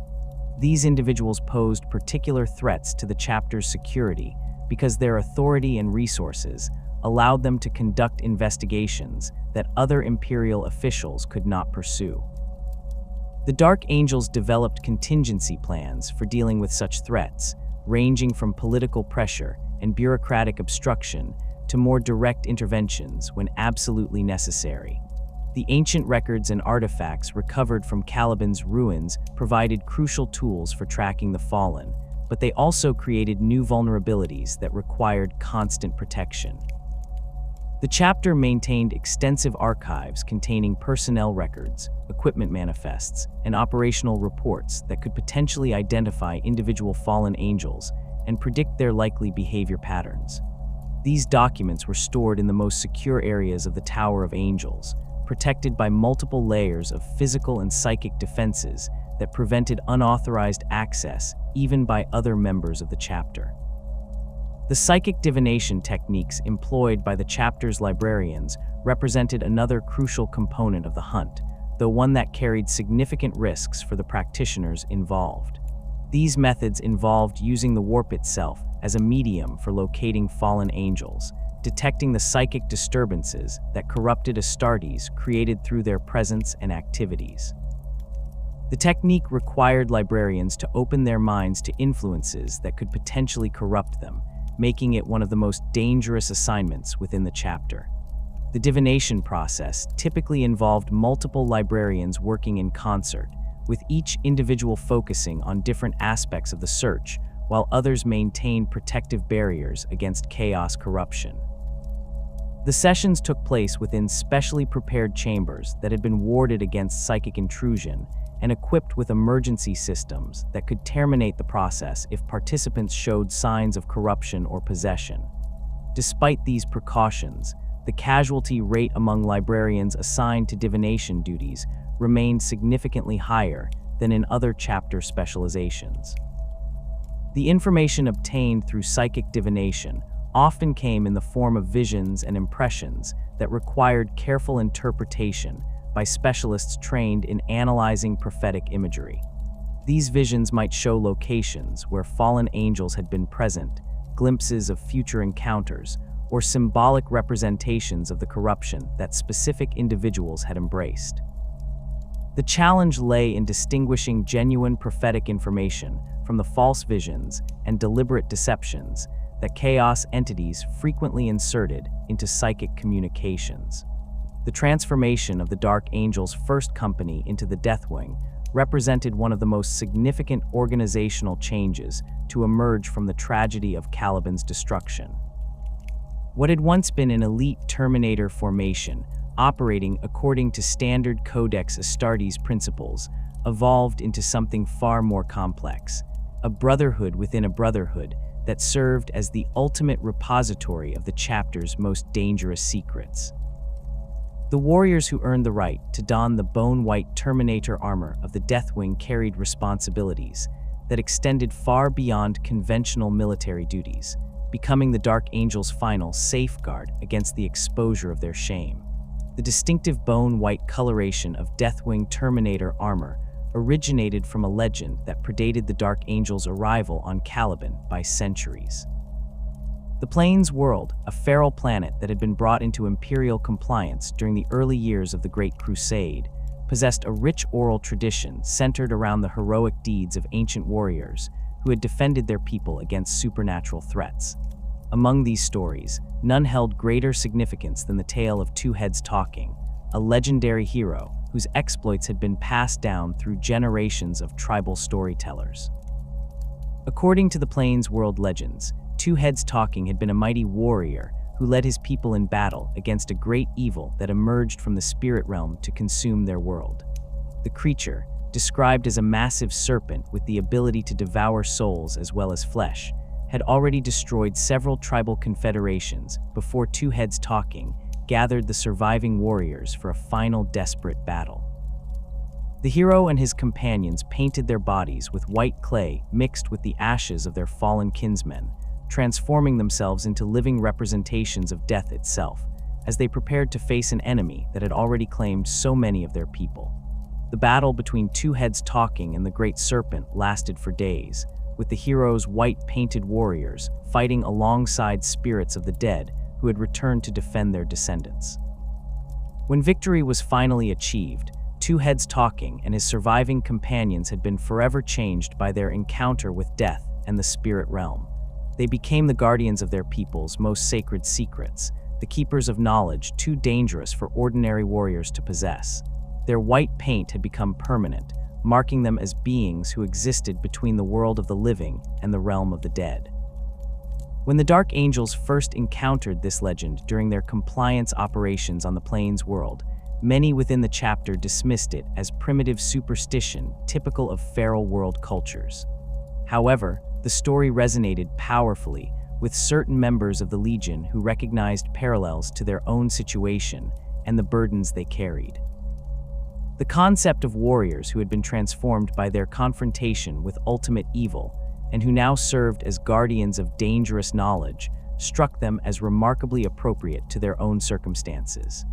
The adoption of Plains world traditions by the Deathwing began as an informal practice among certain veterans who had participated in the compliance campaign and later found themselves inducted into the Inner Circle secrets.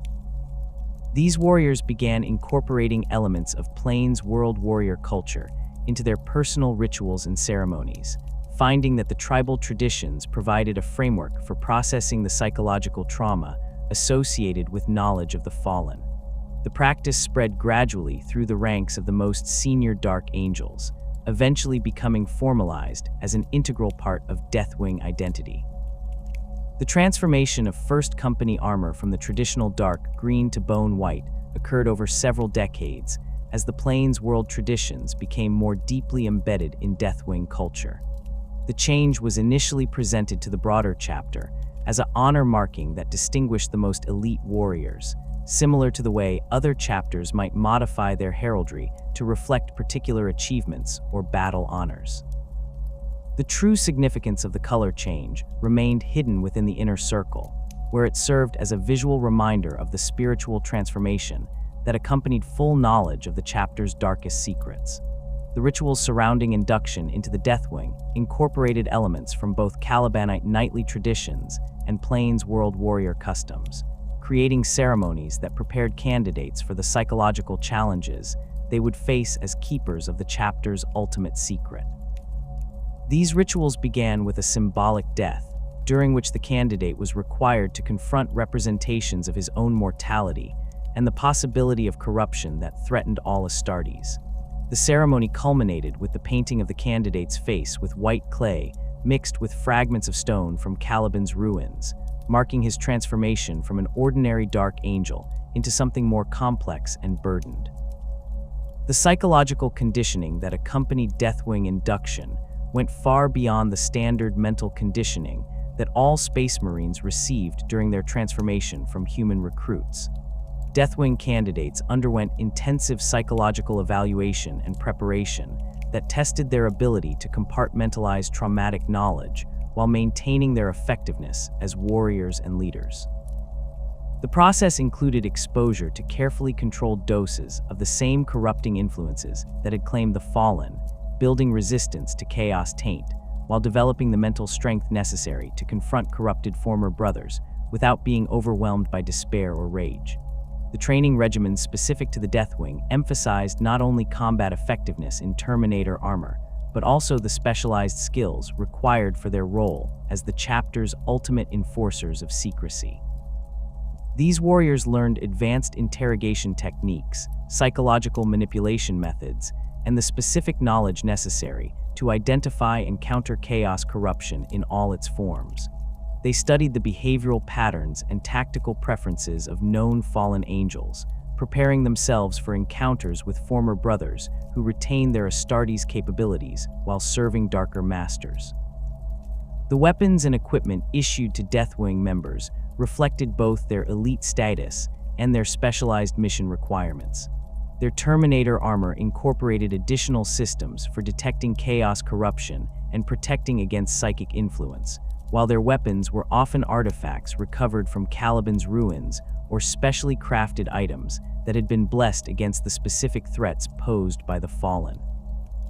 Storm bolters carried ammunition blessed by the chapter's chaplains and inscribed with protective wards, while power fists and thunder hammers bore engravings that told the story of the chapter's shame and their oath to redeem it. The Deathwing's role in major chapter operations often remained invisible to outside observers, who saw only the deployment of elite Terminators in situations that required overwhelming force and absolute reliability. The true nature of their missions frequently involved the elimination of threats that could expose the chapter's secrets, or the recovery of artifacts and information related to the Fallen. These operations required careful planning and execution to ensure that objectives were achieved without revealing the underlying motivations that drove the chapter's actions. The Siege of Vrax demonstrated the Deathwing's capabilities when deployed in their official capacity as elite assault troops, though their presence on that battlefield served multiple purposes beyond the stated objective of supporting Imperial forces against heretical rebels. Intelligence reports had suggested that one of the rebel commanders possessed knowledge of fallen angel activities in the sector, making his capture or elimination a priority that transcended the broader strategic objectives of the campaign. The Deathwing's assault on the rebel stronghold achieved both the military objective of breaking enemy resistance and the covert goal of eliminating a potential source of information about the chapter's secrets. The urban warfare that characterized much of the Vrax campaign played to the Deathwing's strengths, with their Terminator armor providing protection against the heavy weapons and fortified positions that defined the battlefield. Their bone-white armor became a symbol of inevitable doom for the rebel defenders, who learned to fear the appearance of these silent giants advancing through smoke and rubble with methodical precision. The psychological impact of their presence often broke enemy morale before actual combat began, as defenders recognized that conventional weapons and tactics were insufficient to stop warriors who seemed to embody death itself. The cleansing of Catalyst provided another example of the Deathwing's dual role as elite military formation and secret police. The official records described a standard Space Marine deployment against Orc invaders who had established a significant presence on an Imperial world. The reality involved a much more complex operation that included the investigation and elimination of a cult that had been established by a fallen angel operating under an assumed identity within the planetary government. The Deathwing's assault on the Orc strongholds served as cover for a parallel operation that targeted the cult's leadership and recovered artifacts that could have exposed the chapter's secrets to Imperial authorities.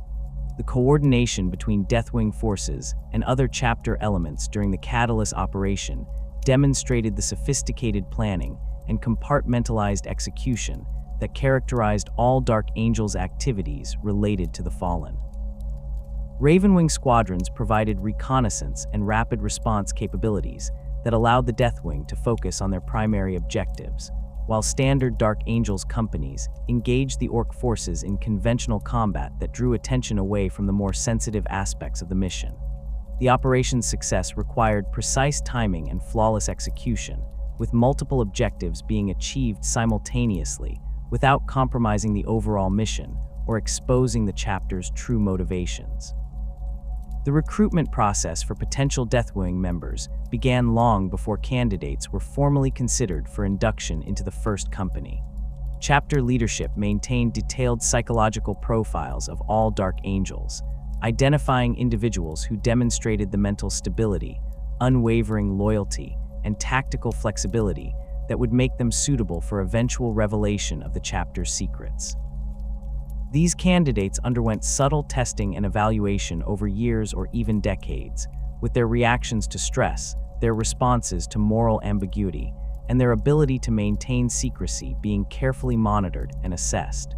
The selection criteria for Deathwing membership went beyond simple combat effectiveness to include factors that were rarely considered in other Space Marine formations. Candidates needed to demonstrate not only personal courage and tactical skill, but also the psychological resilience necessary to learn the truth about the fallen without being consumed by despair, rage, or the desire for revenge that could compromise their judgment and effectiveness.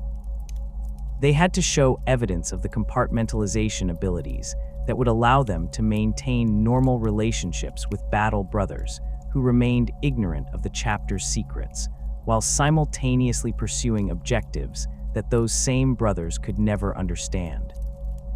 The indoctrination process that transformed selected candidates into full Deathwing members involved multiple stages of revelation and psychological conditioning, each designed to prepare the individual for increasingly sensitive information while monitoring their mental state for signs of instability or corruption. The process began with general information about the chapter's history and the events surrounding Caliban's destruction, presented in ways that emphasized the tragic nature of the Civil War, while omitting the most damaging details about Luther's corruption and the extent of the betrayal that had torn the Legion apart. Subsequent stages of indoctrination revealed increasingly specific information about the fallen angels and the ongoing hunt to locate and eliminate them. Candidates learned about the methods used to track corrupted former brothers, the techniques employed in their capture and interrogation, and the broader implications of the chapter's secret mission for their relationship with other imperial organizations. Each revelation was accompanied by additional oaths of secrecy and demonstrations of loyalty that bound the candidate more tightly to the inner circle's agenda, while providing opportunities for the leadership to assess their psychological response to traumatic knowledge. The final stages of Deathwing indoctrination involved direct exposure to captured fallen angels and participation in interrogation sessions that demonstrated the full extent of corruption that had claimed their former brothers. These encounters served multiple purposes, providing practical training in the identification and handling of chaos corruption, while simultaneously testing the candidate's ability to maintain their humanity and loyalty when confronted with the worst possible outcome of Astartes' existence. The psychological impact of these sessions was carefully monitored, with support systems in place to help candidates process the trauma while maintaining their effectiveness as warriors and leaders. The ongoing psychological maintenance required for Deathwing members represented one of the chapter's most significant resource investments, with specialized chaplains and librarians dedicated to monitoring and supporting the mental health of warriors who carried the heaviest burden of knowledge. These specialists developed techniques for identifying and treating the stress-related disorders that could result from prolonged exposure to information about the fallen, while also maintaining vigilance against signs of corruption or psychological breakdown that could compromise the chapter's security.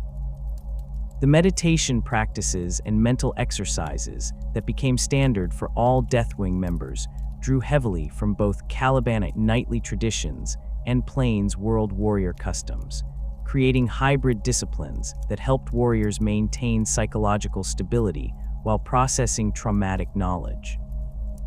These practices included visualization techniques that allowed individuals to compartmentalize different aspects of their knowledge and responsibilities, breathing exercises that could induce states of mental clarity during stressful situations, and ritual observances that reinforced their commitment to the chapter's mission, while providing emotional outlets for the guilt and shame that accompanied knowledge of the fallen.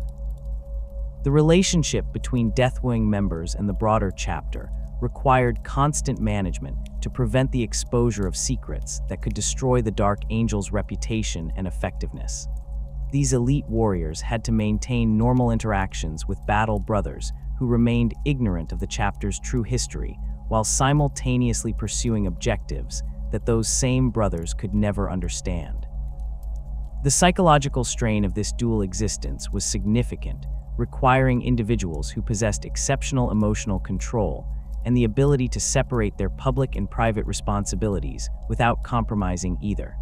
The command structure within the Deathwing reflected the complex requirements of their dual role as elite military formation and guardians of the chapter's most sensitive secrets. Leadership positions were filled by individuals who had demonstrated not only tactical expertise and combat effectiveness, but also the political acumen necessary to navigate the complex relationships between different levels of the inner circle hierarchy. These leaders served as intermediaries between the chapter's public face and its secret agenda, ensuring that Deathwing operations achieved their objectives without exposing the underlying motivations that drove the chapter's actions. The specialized equipment and weapons available to the Deathwing included artifacts and technologies that existed nowhere else in the Imperium, relics recovered from Caliban's ruins and enhanced with innovations developed specifically for hunting the fallen. These items were maintained by Techmarines who had been inducted into the Inner Circle's secrets and understood the true purpose behind the modifications and enhancements that made them so effective against corrupted Astartes. The weapons themselves became symbols of the chapter's commitment to redemption, each bearing inscriptions and decorative elements that told the story of their shame and their determination to atone for it. The transformation of the Dark Angel's second company into the Ravenwing paralleled the evolution of the Deathwing, though their role in the chapter's secret war against the Fallen required fundamentally different capabilities and organizational structures. Where the Deathwing served as the ultimate enforcers of the Inner Circle's will, the Ravenwing became the chapter's eyes and ears across the galaxy, their mobility and independence making them ideally suited for the intelligence gathering and rapid response missions that characterized the hunt for Luther's scattered followers. The black armored warriors of the Second Company operated at the very edge of Imperial space and beyond, following leads that might take them years to investigate while maintaining the facade of conducting routine patrol and reconnaissance operations. The Ravenwing's specialization in rapid assault tactics and mobile warfare had its origins in the Great Crusade, when the Dark Angels developed doctrine for operating in environments where conventional Space Marine formations proved too slow or cumbersome for the mission requirements. The vast distances of the galaxy and the need for forces that could respond quickly to emerging threats had driven the Legion to experiment with jetbike squadrons and land speeder formations that could cover ground at speeds impossible for infantry or standard vehicles. These early formations proved their worth during compliance campaigns against highly mobile enemies and in operations where speed of response was more critical than overwhelming firepower. The integration of these mobile elements into a cohesive company-sized formation occurred gradually over the course of several decades, as tactical experience demonstrated the advantages of concentrating fast-moving assets under unified command rather than distributing them among different companies according to standard codex organization. The Second Company began to accumulate the most experienced jetbike pilots and land speeder crews, developing specialized tactics that maximized their mobility advantages while compensating for their relative lack of heavy weapons and armor protection. The adoption of black armor by the Ravenwing served multiple practical and symbolic purposes that extended beyond simple unit identification. The dark coloration provided superior camouflage during night operations and stealth missions, allowing Ravenwing forces to approach targets undetected and withdraw without being easily tracked by enemy forces. The psychological impact of the black armor also proved significant, as enemies who encountered these silent, fast-moving warriors often described them as appearing from nowhere like harbingers of doom before disappearing just as quickly into the darkness.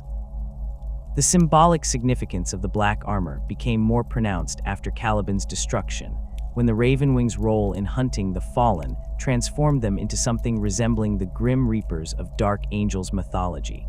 The color choice reflected their function as the instruments of the chapter's vengeance, warriors who pursued their corrupted former brothers across the galaxy with relentless determination.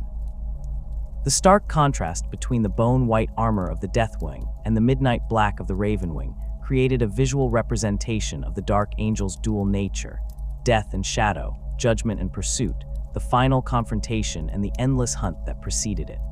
The organizational structure of the Ravenwing differed significantly from standard Space Marine Company organization, reflecting the unique requirements of their mission and the need for maximum operational flexibility. Rather than the traditional 10 squads of tactical, assault, and devastator Marines, the Ravenwing was organized around specialized formations that could operate independently or combine for larger operations as circumstances required. Attack squadrons formed the core of the company, each consisting of 3 to 6 Space Marines mounted on jet bikes and equipped for rapid assault and reconnaissance missions.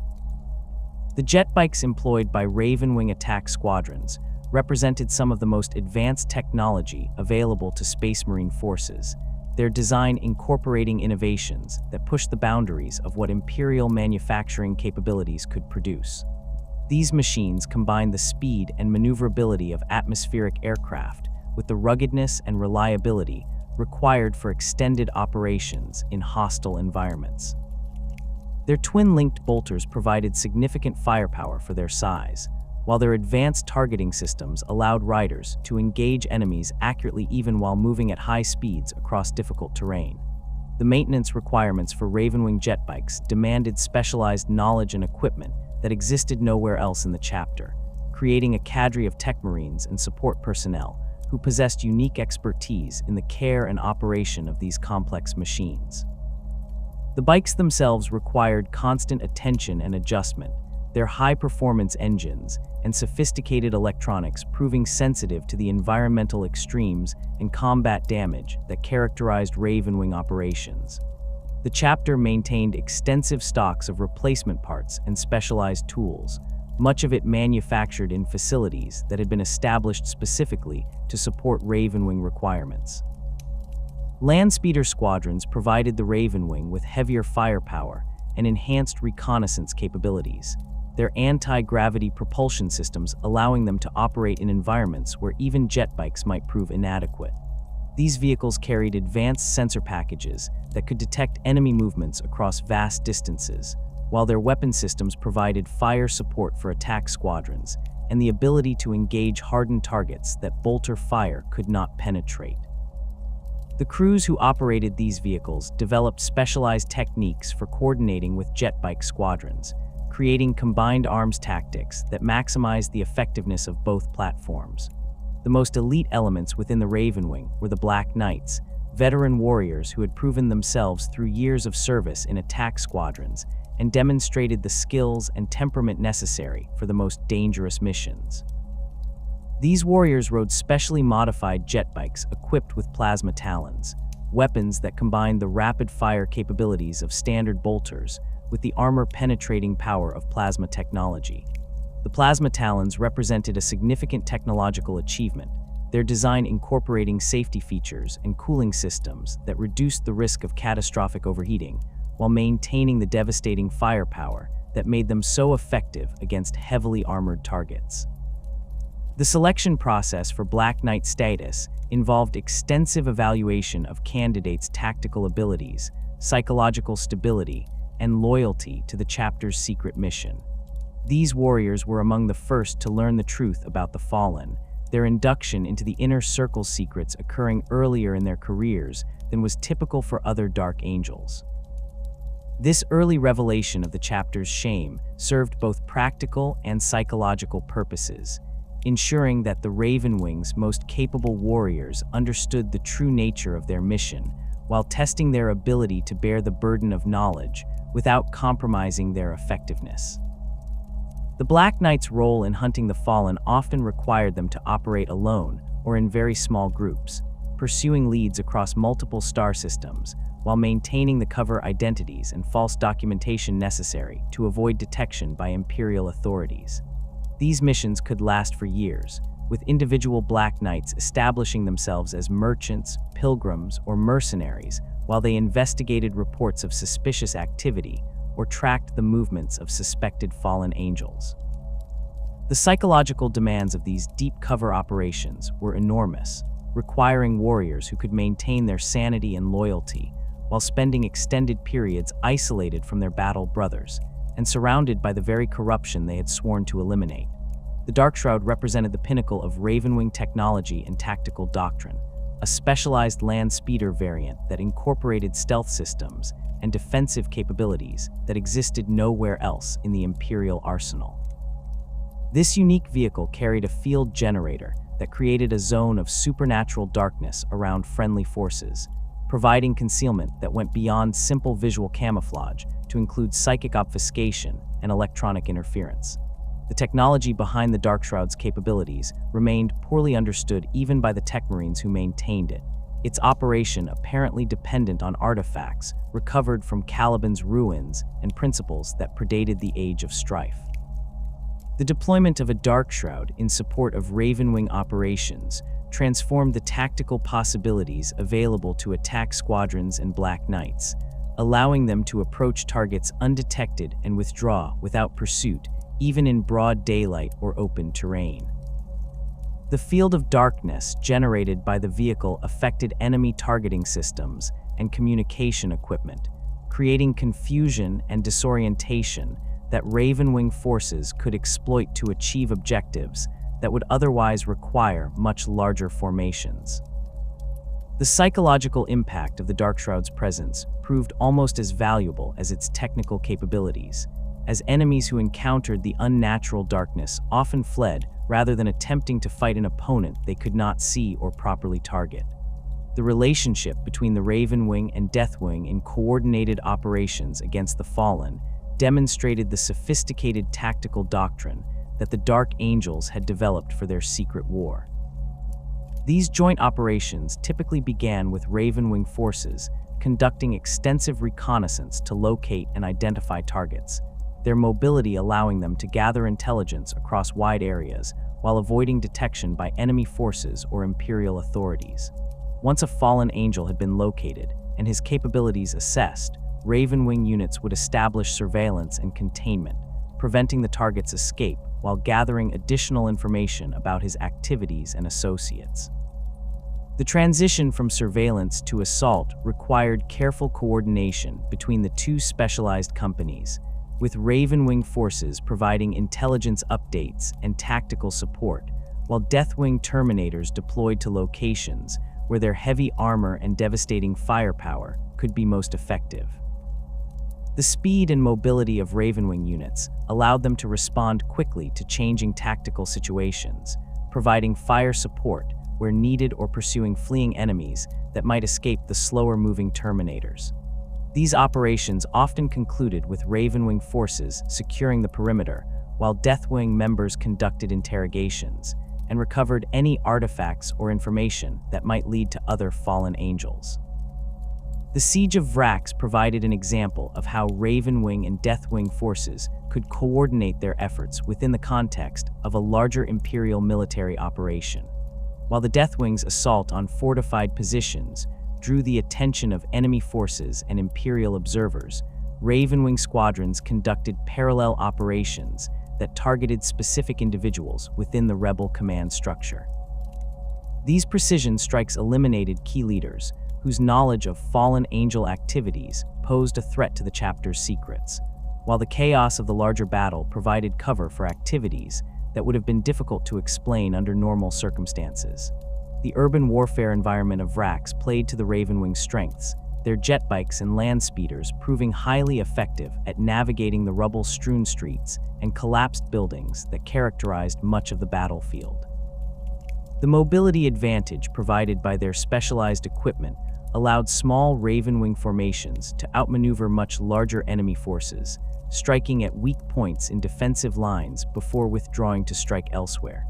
The psychological impact of these hit-and-run attacks proved significant, as enemy forces never knew where the next assault would come from or how many attackers they actually faced.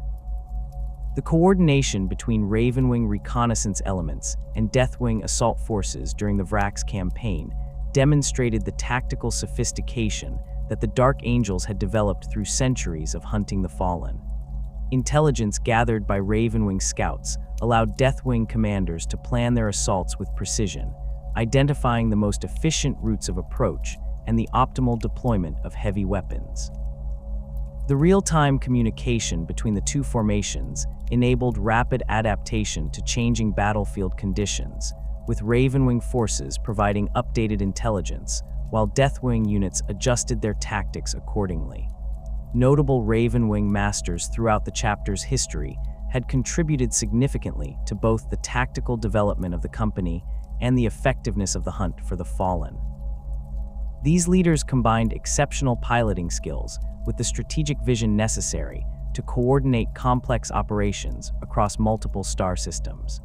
Their innovations in mobile warfare doctrine and reconnaissance techniques had been adopted throughout the chapter and influenced the development of similar formations in other Space Marine chapters, though the true purpose behind many of these innovations remained hidden within the inner circle secrets.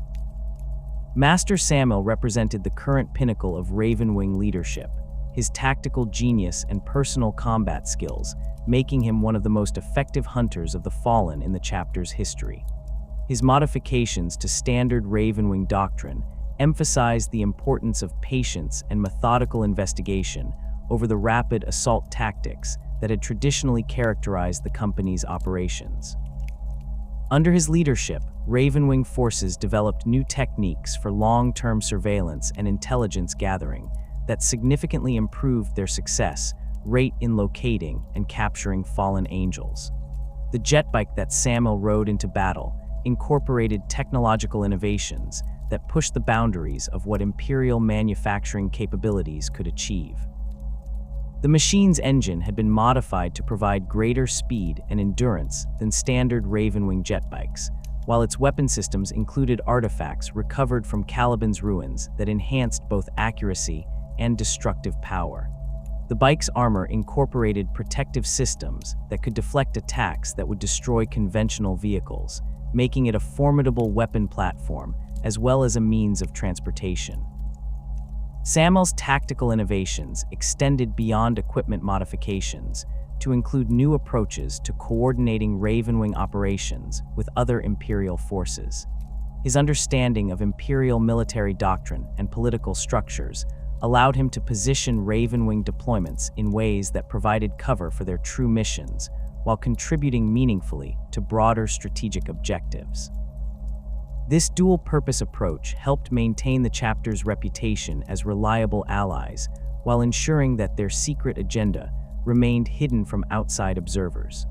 The legendary battles fought by Ravenwing forces under Samuel's leadership included engagements where small squadrons of jetbikes and land speeders had faced odds that would have challenged much larger formations.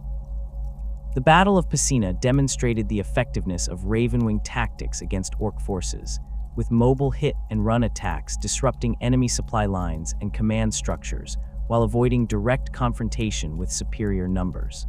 The campaign's success relied on the Ravenwing's ability to strike quickly and withdraw before enemy forces could respond, using their mobility advantage to compensate for their relative lack of heavy weapons and armor. The pursuit of the fallen angel known as Cypher had consumed enormous Ravenwing resources over the millennia, with multiple masters dedicating their entire careers to tracking this elusive target. The pattern of near captures and narrow escapes that characterized these encounters had led to significant innovations in Ravenwing doctrine and equipment, as each failure provided lessons that were incorporated into future operations. The modifications made to jetbike sensors and communication systems in response to Cypher's escape techniques had improved the overall effectiveness of Ravenwing operations against all types of targets. The psychological toll of the endless pursuit had affected every Ravenwing master who had taken up the hunt for Cypher, their frustration and determination driving them to increasingly desperate measures as conventional tactics proved insufficient.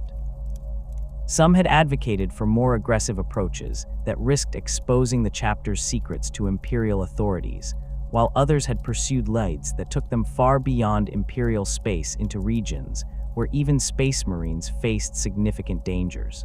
The balance between operational security and mission effectiveness remained a constant challenge for Ravenwing leadership. The intelligence networks that the Ravenwing had developed to support their hunting operations extended throughout Imperial space and beyond, incorporating contacts among merchants, pilgrims, mercenaries, and even criminal organizations that might encounter evidence of fallen angel activity.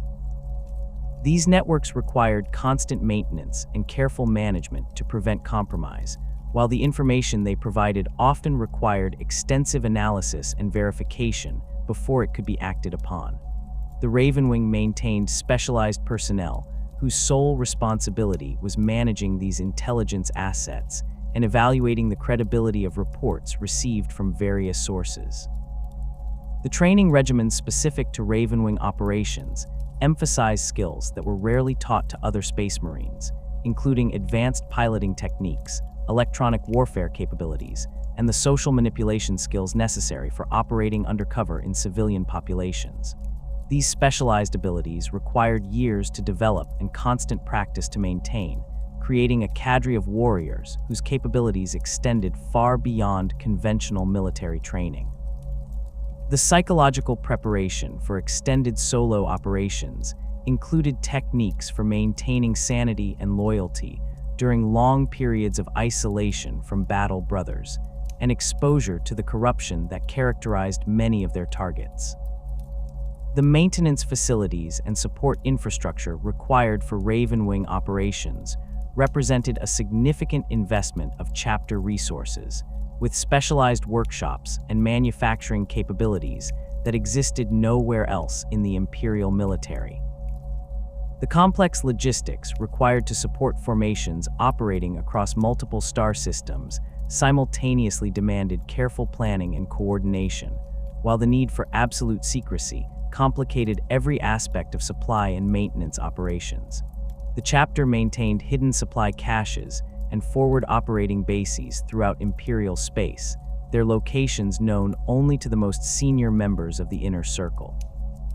The recruitment and selection process for potential Ravenwing members began during the earliest stages of Astartes training, with instructors identifying candidates who demonstrated exceptional reflexes, spatial awareness, and the psychological profile necessary for extended independent operations. These potential recruits received additional training in the skills specific to mobile warfare and reconnaissance operations, while their loyalty and discretion were carefully evaluated through a series of increasingly sensitive assignments. The final selection for Ravenwing service required approval from the Inner Circle, ensuring that only those warriors deemed absolutely trustworthy were granted access to the company's true mission. The fragmentation of the Space Marine legions during the Second Founding created unique challenges for the Dark Angels that extended far beyond the standard organizational restructuring experienced by other loyal forces. While most legions were divided based on tactical specializations, geographic considerations, or the preferences of their Primarchs, the Dark Angels faced the additional complexity of managing their deepest secrets across multiple independent chapters. The solution that emerged from this crisis would bind these successor chapters together in ways that transcended normal inter-chapter relationships, creating an informal confederation known as the Unforgiven that operated according to principles invisible to the broader Imperium. The process of selecting which Dark Angels would lead the new chapters required careful consideration of factors that remained hidden from the Imperial authorities overseeing the Second Founding. Lyon L. Johnson and his senior commanders needed to ensure that each successor chapter would be led by individuals who possessed complete knowledge of the Fallen and the resources necessary to continue the hunt across their assigned sectors of the galaxy. This requirement meant that only the most senior members of the Inner Circle could be considered for chapter master positions, limiting the pool of candidates to warriors who had already proven their ability to bear the burden of the chapter's shame. The Angels of Absolution emerged from this process as perhaps the most philosophically distinct of the major successors, their leadership interpreting the chapter's relationship to the Fallen in ways that differed significantly from their parent organization. Where the Dark Angels themselves remained consumed by guilt and shame over Luther's betrayal, the Angels of Absolution adopted the position that they bore no responsibility for actions taken by warriors who had fallen to corruption before their own creation as an independent chapter. This theological distinction allowed them to pursue the hunt for the Fallen with a clarity of purpose that was sometimes lacking in their more guilt-ridden cousins. The organizational structure developed by the Angels of Absolution reflected their unique perspective on the chapter's mission and their relationship to the broader Dark Angel's legacy. Their inner circle operated with greater transparency than was typical among the Unforgiven, with knowledge of the Fallen being shared more broadly throughout the chapter's command structure. This approach created tactical advantages in coordinating large-scale operations against suspected Fallen strongholds, as more officers possessed the information necessary to make informed decisions about deployment priorities and resource allocation. The Angels of Absolution's approach to recruiting and training new members incorporated their philosophical stance regarding inherited guilt and personal responsibility. Aspirants were taught that while they must honor the memory of their primogenitor legion and work to repair the damage caused by the Fallen, they were not personally culpable for actions taken by corrupted warriors who had never been their brothers. This doctrinal position created a chapter culture that emphasized redemption through action rather than atonement through suffering, leading to tactical doctrines that favored decisive engagement over the patient stalking preferred by other Unforgiven chapters. The Angels of Redemption represented the opposite philosophical extreme, their interpretation of the chapter's obligations leading them to embrace guilt and penitence as driving forces in their eternal mission. These warriors viewed themselves as inheritors of the original Dark Angel's shame, bearing responsibility not only for hunting down the Fallen, but also for atoning for every sin committed by their corrupted predecessors. This perspective created a chapter culture characterized by harsh self-discipline, elaborate penitential rituals, and a tactical doctrine that emphasized suffering and sacrifice as paths to eventual absolution. The fortress monastery established by the Angels of Redemption incorporated architectural elements that reflected their penitential philosophy, with meditation chambers designed to facilitate extended periods of self-reflection and prayer. The chapter's chaplains developed specialized liturgies that emphasized themes of guilt, redemption, and the necessity of constant vigilance against corruption. These religious practices created warriors who approached their duties with grim determination, viewing every successful mission as a small step toward eventual forgiveness for sins they had inherited rather than committed. The recruitment practices employed by the Angels of Redemption reflected their emphasis on penitence and self-sacrifice, with selection criteria that favored candidates who demonstrated exceptional tolerance for physical and psychological hardship. The chapter's training regimens incorporated elements of deliberate suffering, designed to prepare aspirants for the psychological burden they would eventually bear as full battle brothers. These practices created warriors who were exceptionally resilient to trauma and corruption, but sometimes struggled with the flexibility and adaptability required for complex tactical situations. The Angels of Vengeance pursued a more aggressive interpretation of their mission, focusing their efforts on the systematic elimination of the Fallen rather than the capture and interrogation preferred by other Unforgiven chapters. Their tactical doctrine emphasized decisive action and overwhelming force, with little patience for the careful stalking and elaborate traps that characterized operations conducted by the Dark Angels and their other successors. This approach reflected a chapter culture that viewed the continued existence of the Fallen as an ongoing insult to the Emperor and the Primarch's memory, one that could only be addressed through their complete destruction. The organizational modifications implemented by the Angels of Vengeance reflected their focus on combat effectiveness over intelligence gathering, with their equivalent of the Raven Wing being restructured to emphasize assault capabilities rather than reconnaissance and surveillance. Their fast attack formations incorporated heavier weapons and additional armor protection, transforming them from scouts and infiltrators into rapid strike forces capable of engaging hardened targets directly. This tactical specialization made them highly effective in situations where the location of fallen angels was already known and capture was deemed unnecessary. The relationship between the Angels of Vengeance and other Imperial forces sometimes suffered due to their aggressive approach to potential fallen sightings. The chapter's willingness to engage targets based on incomplete intelligence occasionally resulted in conflicts with other Space Marine forces or Imperial Guard units that were deemed to be harboring suspected traitors. These incidents required careful political management by other Unforgiven chapters to prevent exposure of the broader hunt, while maintaining the Angels of Vengeance's reputation as loyal servants of the Emperor. The Consecrators represented a unique case among the Unforgiven, their chapter having been founded with access to equipment and relics that predated the Horus Heresy and included artifacts that other successors could only dream of possessing. The origins of this remarkable armory remained mysterious even to other members of the Inner Circle, with some theories suggesting that the Consecrators had been granted access to hidden vaults maintained by the Dark Angels since the earliest days of the Great Crusade.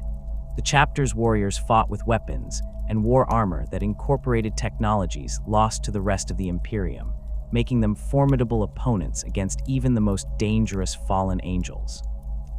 The tactical doctrine developed by the Consecrators emphasized the effective use of their superior equipment, with formations built around the capabilities of specific weapons and armor systems, rather than the standardized approaches favored by other chapters.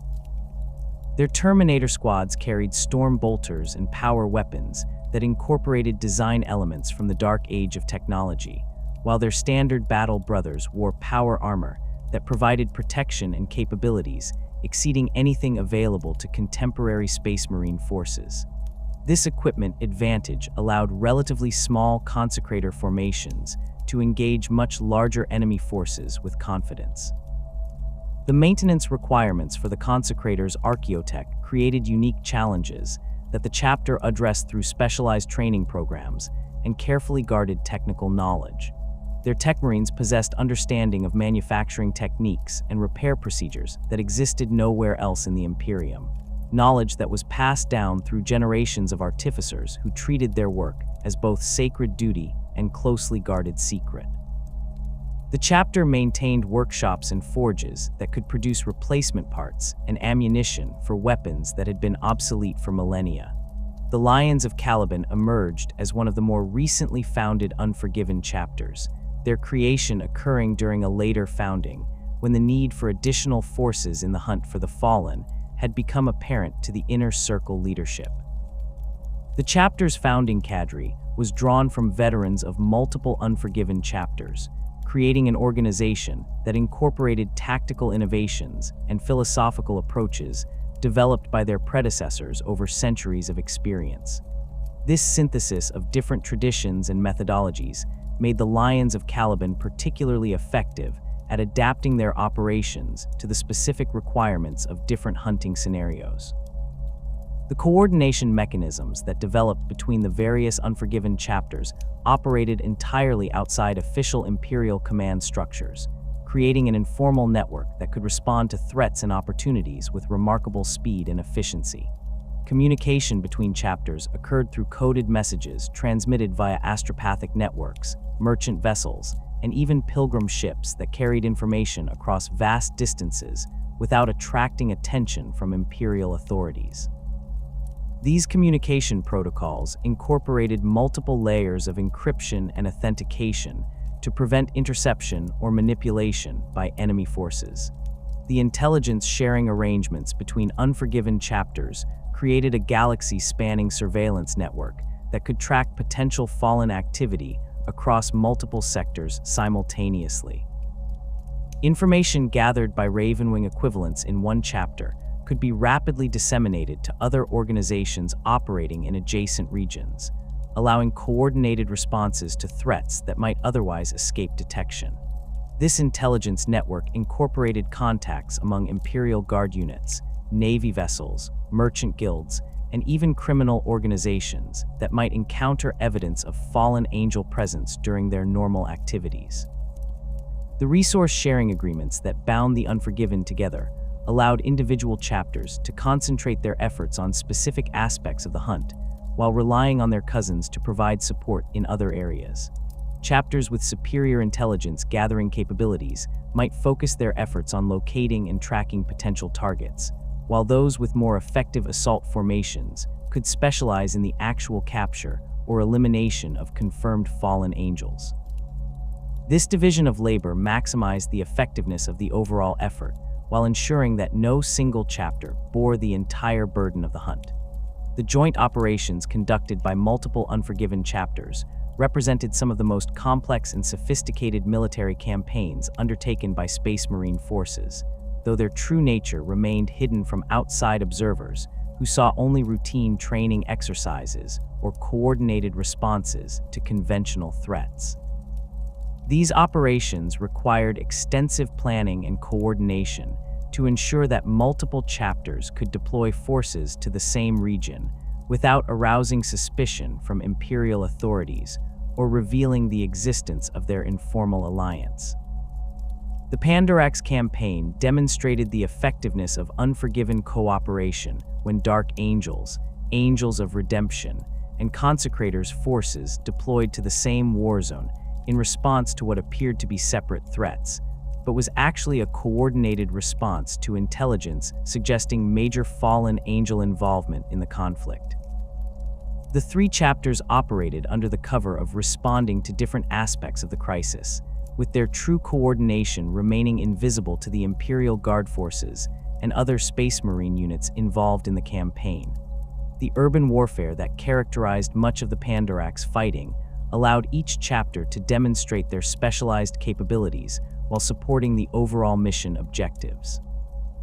Dark Angels forces focused on intelligence gathering and the identification of specific targets, while Angels of Redemption units conducted systematic searches of suspected fallen strongholds. Consecrators formations provided heavy assault capabilities that could breach fortified positions that other forces found impregnable. The coordination between these different approaches created a combined effectiveness that exceeded what any single chapter could have achieved operating alone. The aftermath of joint operations required careful management to ensure that the true nature of Unforgiven cooperation remained hidden from Imperial authorities and other Space Marine chapters. After-action reports were carefully crafted to emphasize the separate objectives and independent decision-making that had supposedly led to the coordinated deployment, while any captured fallen angels or recovered artifacts were quietly transferred to facilities where they could be properly interrogated and studied without outside interference. The philosophical differences between various Unforgiven chapters occasionally created tensions that required diplomatic resolution to prevent open conflict between organizations that were supposed to be working toward common goals. The Angels of Absolution's rejection of inherited guilt sometimes put them at odds with the Angels of Redemption's embrace of penitential suffering, while the Angels of Vengeance's aggressive approach could conflict with the patient, methodical hunting preferred by the Dark Angels themselves. These disagreements were typically resolved through meetings between chapter masters or senior members of their respective inner circles. The theological debates that occurred during these diplomatic encounters reflected the complex philosophical questions raised by the Unforgiven's mission and their relationship to the broader Imperium. Questions about the nature of guilt and redemption, the proper balance between secrecy and effectiveness, and the ultimate goals of the hunt for the fallen created ongoing discussions that influence the tactical doctrines and operational priorities of all participating chapters. These debates were conducted in complete secrecy, with their conclusions never being recorded in any form that might be discovered by outside observers. The recruitment coordination between Unforgiven chapters ensured that promising candidates who might not be suitable for one organization could be evaluated by others whose requirements or philosophical approaches might be more compatible. This informal talent sharing maximized the quality of recruits available to all chapters, while ensuring that no potentially valuable individuals were lost due to incompatibility with a single organization's specific requirements.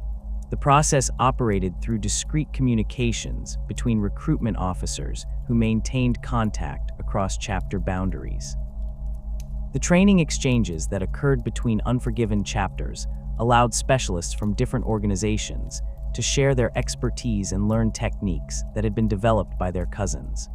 Interrogator chaplains might spend time with multiple chapters to learn different approaches to extracting information from captured fallen angels, while Ravenwing equivalents could study the reconnaissance and pursuit methods that had proven most effective in different operational environments.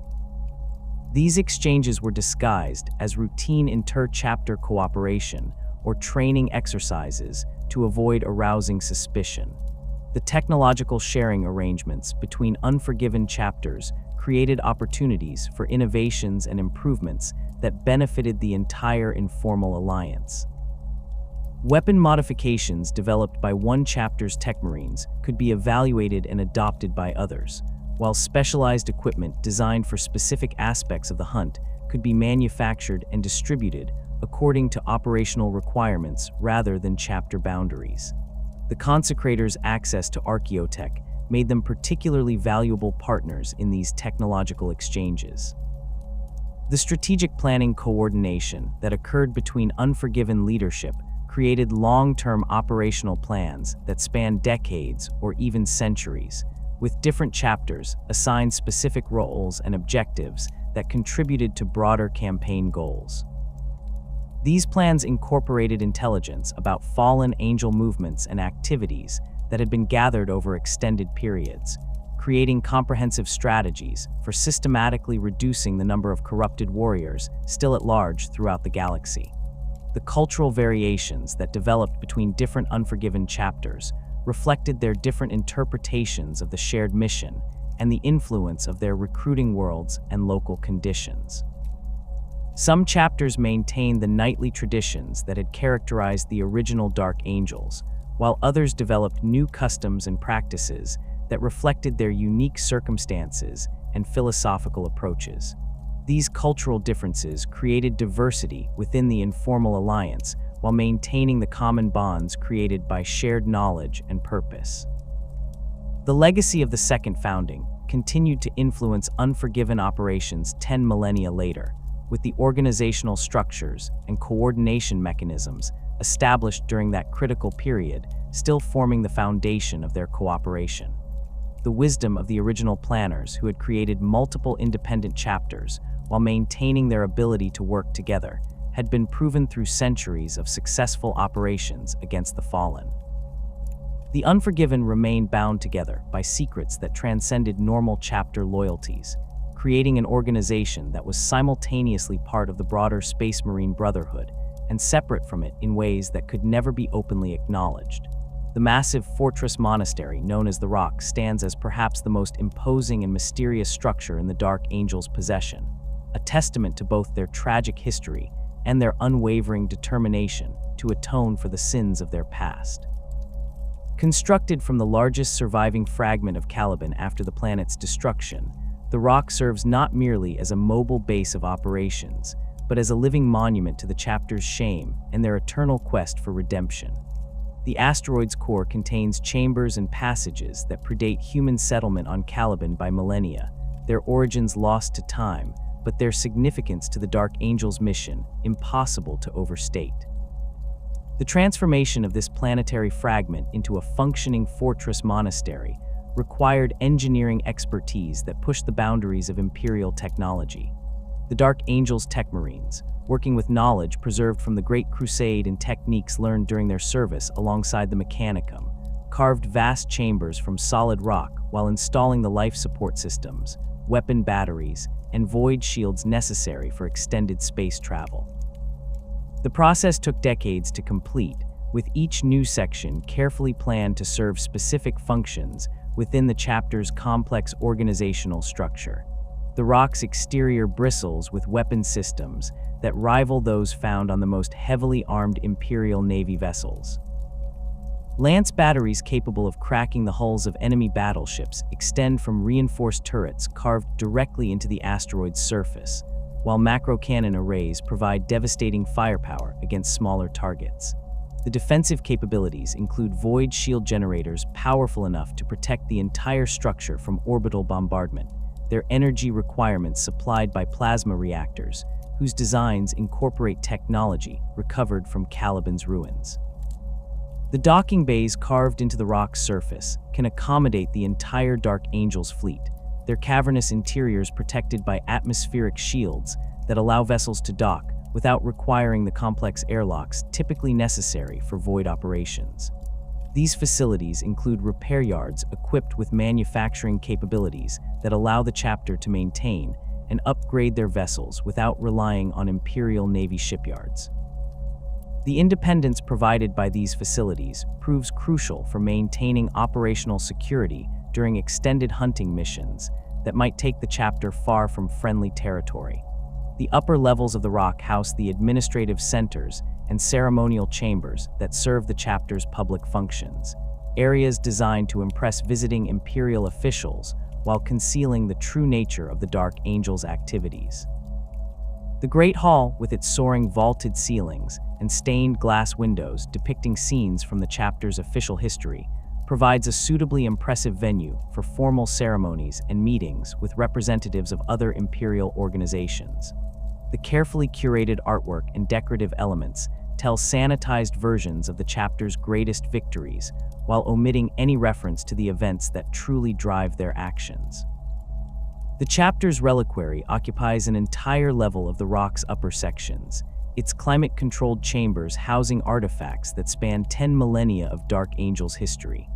Ancient weapons, fragments of armor worn by legendary heroes, and banners carried in countless battles create a museum of the chapter's achievements that serves both inspirational and practical purposes. Many of these relics retain functional capabilities despite their age, their advanced construction allowing them to serve as backup equipment when more modern alternatives prove inadequate. The armory levels contain weapon stockpiles that exceed the requirements of a standard Space Marine chapter by significant margins, reflecting both the Dark Angel's access to archaeotech and their need to maintain operational independence during extended missions. Plasma weapons, which remain rare and precious in other chapters, fill entire storage bays in quantities sufficient to equip multiple companies. The manufacturing facilities adjacent to these storage areas can produce specialized ammunition and replacement parts for weapons whose designs have been lost to the broader Imperium. The training facilities within the rock incorporate elements from both Terran and Calibanic traditions, creating spaces where Dark Angels can maintain their combat readiness while honoring the cultural heritage that shapes their identity. Combat cages allow warriors to practice close-quarters fighting techniques, while firing ranges provide opportunities to maintain proficiency with the chapter's extensive collection of ranged weapons. The most advanced training chambers utilize hololithic technology to create realistic combat scenarios that can prepare warriors for the specific challenges they might face when confronting fallen angels. The deeper levels of the rock house the chapter's most sensitive facilities, areas accessible only to members of the inner circle, whose knowledge of the chapter's secrets grants them the clearance necessary to enter these restricted zones. The transition from the upper levels to these secured areas involves multiple checkpoints equipped with biometric scanners, psychic resonance detectors, and authentication protocols that can verify both the identity and authorization level of anyone seeking access. The security measures become increasingly sophisticated as one descends deeper into the asteroid's core. The interrogation chambers represent the most notorious of the rock's hidden facilities, their design incorporating technology and techniques that push the boundaries of what the Imperium considers acceptable, even for dealing with traitors and heretics. These rooms combine advanced medical equipment with restraint systems that can contain even Astartes subjects, while sensory manipulation devices create environments where time, space, and reality itself can be distorted to break down psychological resistance. The chamber's walls bear sound-dampening materials that prevent any noise from escaping, ensuring that the activities conducted within remain completely secret. The most sophisticated interrogation chamber incorporates temporal manipulation technology recovered from Caliban's ruins, equipment whose operation remains poorly understood even by the chapter's most knowledgeable tech marines. This device can create localized time dilation fields that allow interrogations lasting subjective years to be completed in mere hours of real time, though the psychological strain on both interrogator and subject proves enormous. The chamber's use requires authorization from the Supreme Grand Master himself, and its activation protocols include safeguards designed to prevent the technology from being misused or falling into unauthorized hands. The cells where captured fallen angels await interrogation occupy an entire sublevel of the rock's secured areas, their construction incorporating both physical restraints and psychic dampening fields that prevent prisoners from using any supernatural abilities they might have acquired through chaos corruption. Each cell represents a masterpiece of containment engineering, with walls carved from psychically inert stone and reinforced with blessed metals that resist the corrupting influence of warp-based powers. The life support systems maintain minimal but adequate conditions for Astartes' physiology, ensuring that prisoners remain alive and conscious without providing any comfort that might reduce their psychological vulnerability. The archives containing records of the hunt for the fallen occupy vast chambers whose environmental controls maintain perfect preservation conditions for documents that span 10 millennia of investigation and pursuit. These records include detailed profiles of known fallen angels, maps tracking their movements across the galaxy, and analyses of their behavioral patterns and tactical preferences. The information contained within these archives represents the accumulated knowledge of countless dark angels who have dedicated their lives to the hunt, their observations and insights carefully cataloged and cross-referenced to provide future generations with every possible advantage in their eternal mission. The psychic isolation chambers serve multiple purposes within the rock's hidden levels, providing both protective environments for librarians conducting dangerous divination rituals and containment facilities for individuals who have been exposed to chaos corruption, but have not yet fallen completely to its influence. These chambers incorporate Geller field generators and other protective technologies that create zones of relative stability within the warp's chaotic currents, allowing occupants to resist corruption while undergoing treatment or interrogation.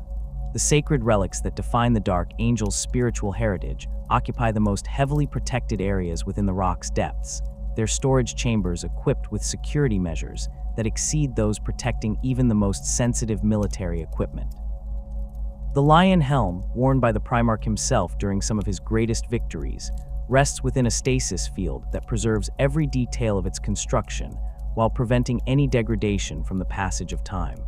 The helm's advanced design incorporates technologies that remain beyond the understanding of contemporary artificers, its systems providing enhanced sensory capabilities and protection against psychic attack.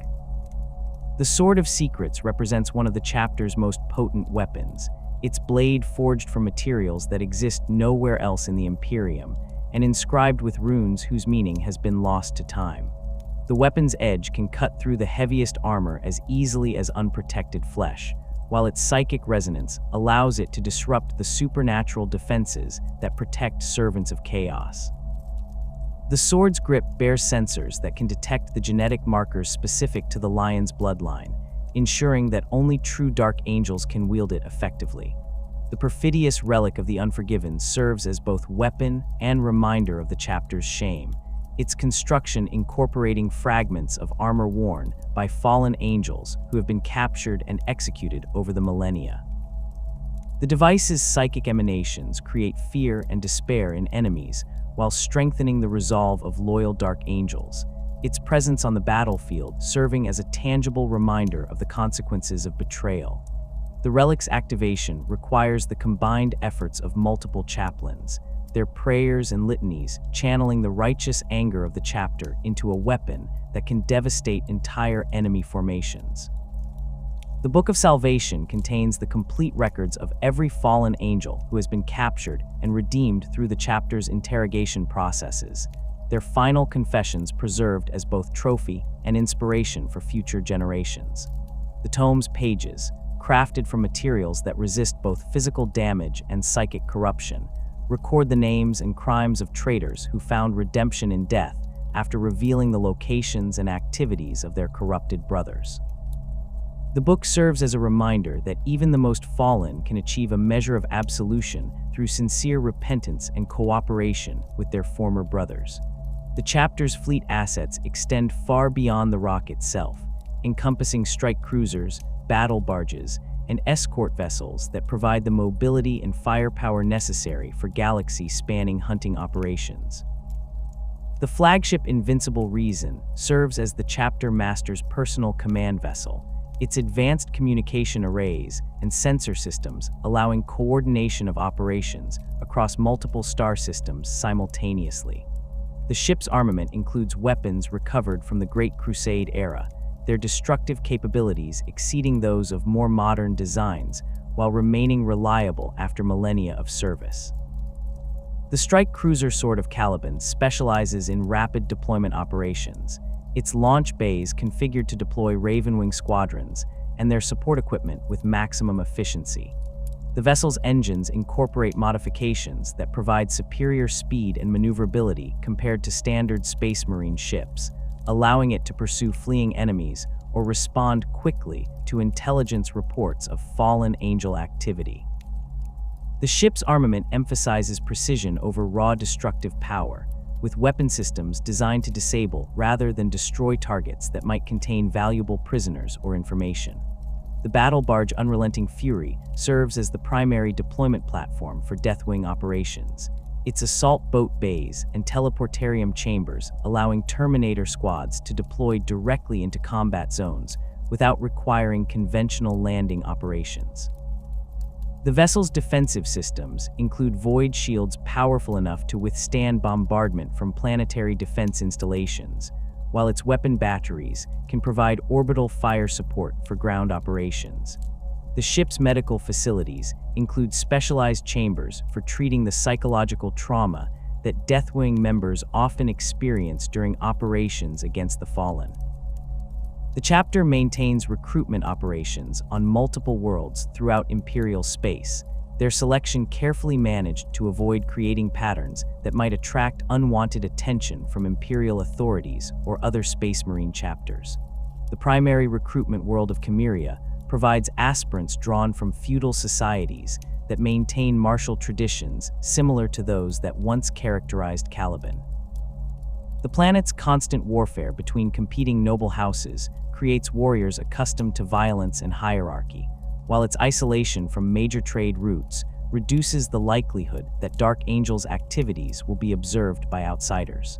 The secondary recruitment facility on Pirhin operates under the cover of a training monastery for Imperial Guard officers, its true purpose hidden within legitimate military education programs. The world's harsh environment and demanding academic standards create a natural selection process that identifies individuals with the physical and mental capabilities necessary for Astartes transformation.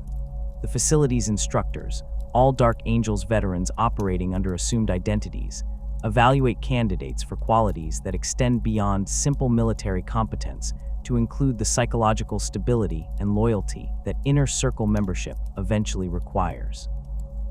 The logistics of maintaining the Eternal Hunt require resources and coordination mechanisms that operate entirely outside official Imperial supply chains. The chapter maintains hidden supply caches on dozens of worlds throughout Imperial space, their locations known only to senior members of the Inner Circle, and protected by automated defense systems that can destroy their contents if unauthorized access is detected. These caches contain everything from ammunition and replacement parts to complete sets of power armor and specialized equipment needed for extended operations far from friendly territory. The merchant vessels that serve as covert supply ships operate under false registrations and carry crews that include Dark Angels operatives trained in commercial activities.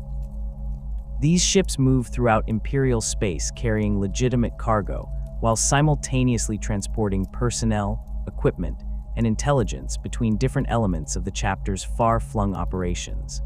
The vessel's modifications include hidden compartments for sensitive materials and communication equipment that can maintain contact with chapter command while avoiding detection by Imperial authorities. The maintenance of the rock itself requires constant attention from specialized personnel who understand both the asteroid's unique construction and the sensitive nature of the facilities it contains.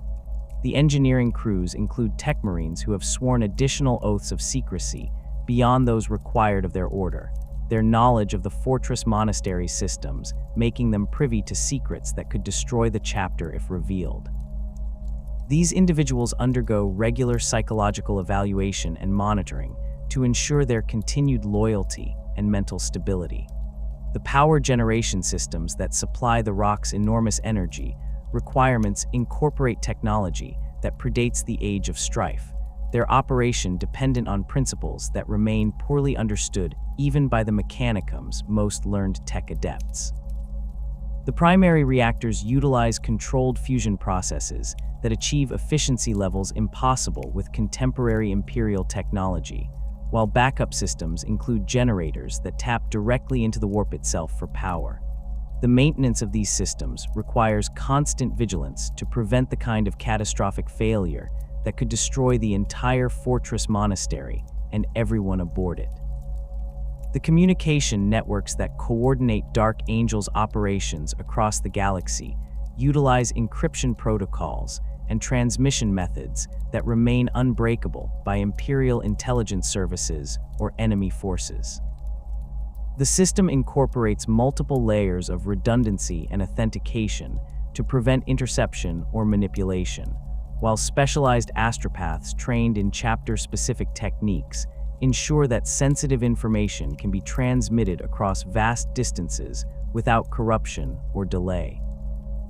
The network's security measures include automatic destruction protocols that activate if unauthorized access is detected, ensuring that the chapter's secrets remain protected even if individual communication nodes are compromised.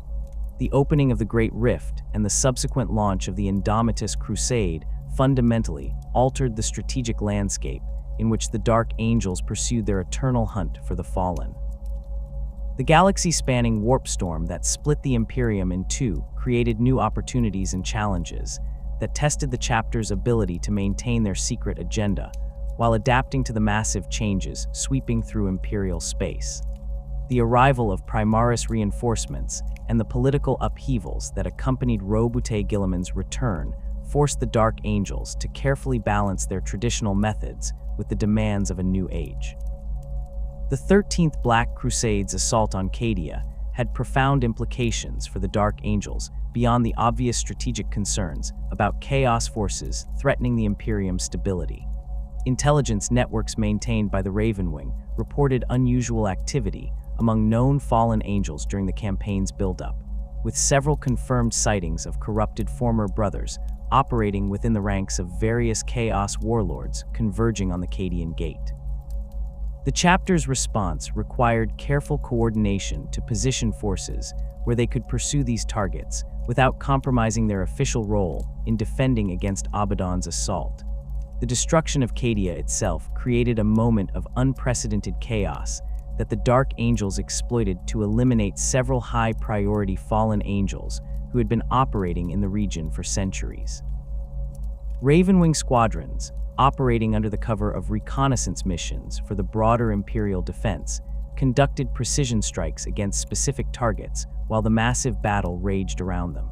The confusion of the campaign's final phases allowed these operations to proceed without attracting attention from other Imperial forces, though the intelligence gathered suggested that many more fallen angels had escaped into the warp storms that followed Cadia's fall. The emergence of the Great Rift fundamentally altered the operational environment for Dark Angels' hunting missions. The massive warp storm created regions of space where conventional navigation became impossible, while simultaneously opening new pathways that allowed rapid travel between previously distant sectors. These changes meant that fallen angels who had been contained within specific regions could suddenly appear anywhere in the galaxy, while others who had been actively hunted might disappear into areas where pursuit became impossible. The chapter's librarians worked frantically to understand the implications of these changes for their ongoing operations. The psychic turbulence created by the Great Rift made traditional divination techniques unreliable, while the increased warp activity provided new opportunities for chaos corruption to spread among Imperial forces. The interrogator chaplains developed new protocols for identifying potential corruption among recently arrived Imperial Guard units and Navy crews, recognizing that the changed conditions made it easier for fallen angels to infiltrate and influence other Imperial organizations. Roboute Guilliman's return as Lord Commander of the Imperium created political challenges that required careful management by the Dark Angel's leadership. The Primarch's reforms and the increased scrutiny that accompanied his revival of Imperial institutions threatened to expose aspects of the chapter's operations that had remained hidden for millennia. The Supreme Grand Master found himself walking a careful line between supporting the Lord Commander's initiatives and protecting the secrets that defined his chapter's existence. The arrival of Primaris reinforcements presented both opportunities and risks for the Dark Angel's organizational structure. These new warriors possessed enhanced capabilities that made them valuable assets in the hunt for the fallen, but their integration into the chapter's complex hierarchy of secrets required careful planning and execution. The chapter's leadership decided to gradually introduce selected Primaris Marines into the inner circle's lower levels, using their enhanced abilities while carefully monitoring their psychological adaptation to knowledge of the chapter's shame. The process of integrating Primaris Marines into Deathwing and Ravenwing formations required modifications to both equipment and doctrine. The new warriors' enhanced physiology allowed them to operate Terminator armor and jet bikes with greater efficiency than their predecessors, but their lack of experience with the specific techniques developed for hunting fallen angels necessitated extensive additional training.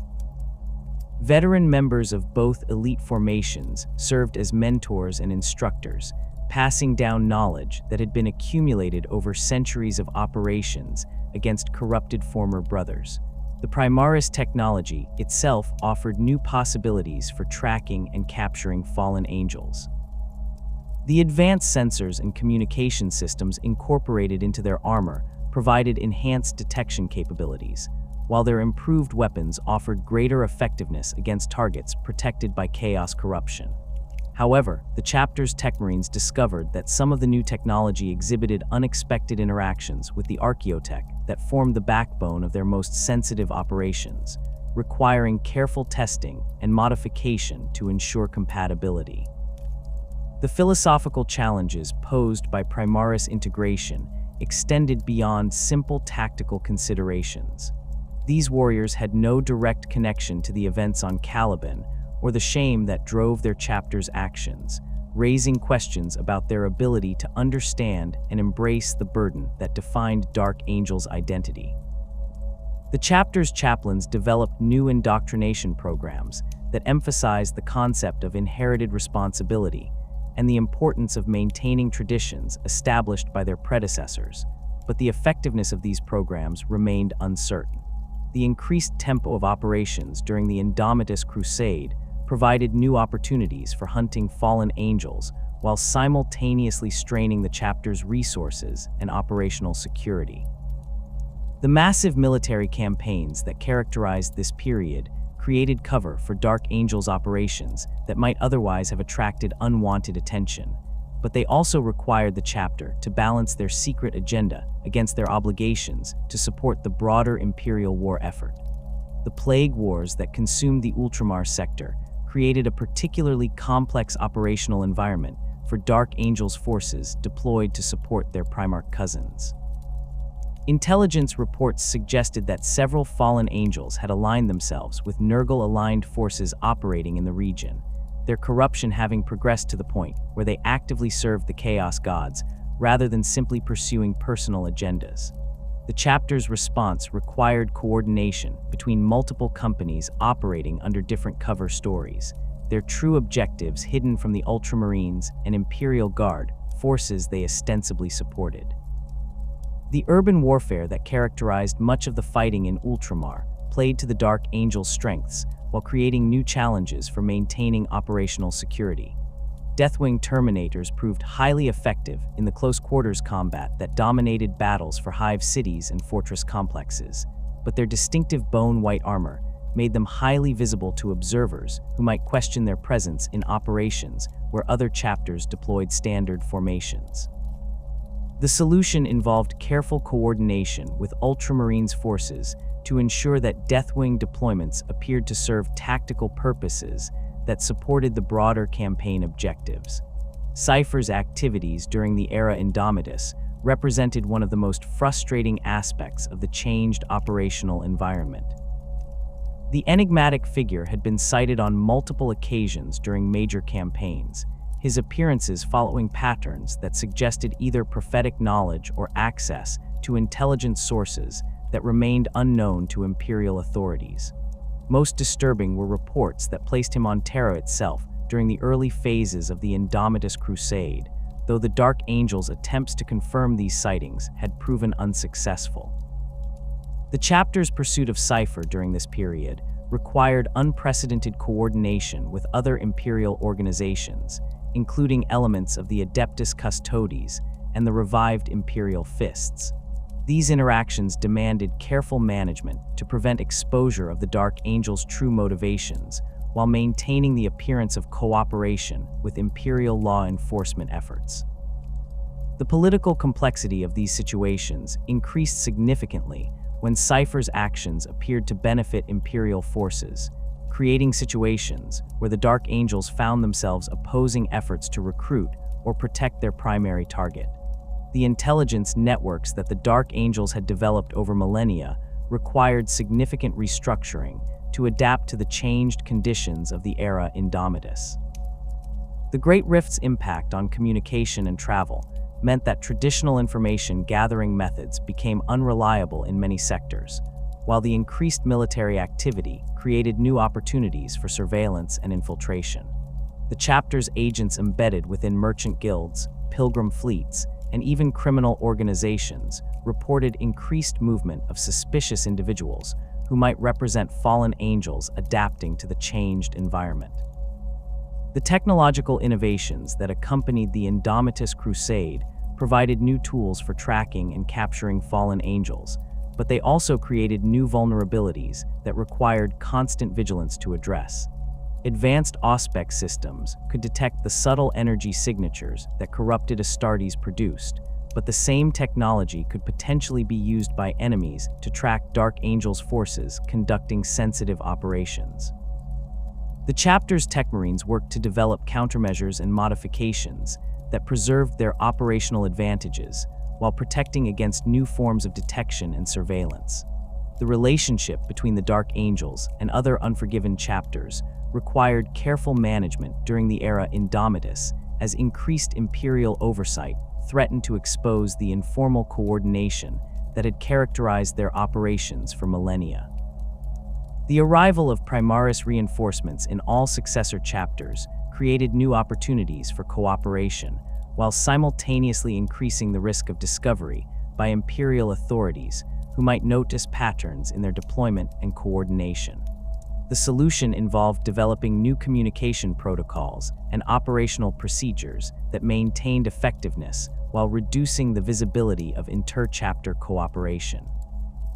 The Angels of Absolution's philosophical approach to their inherited mission proved particularly valuable during the era Indomitus, as their ability to operate without the psychological burden that affected other Unforgiven chapters made them more effective in situations requiring rapid decision-making and tactical flexibility.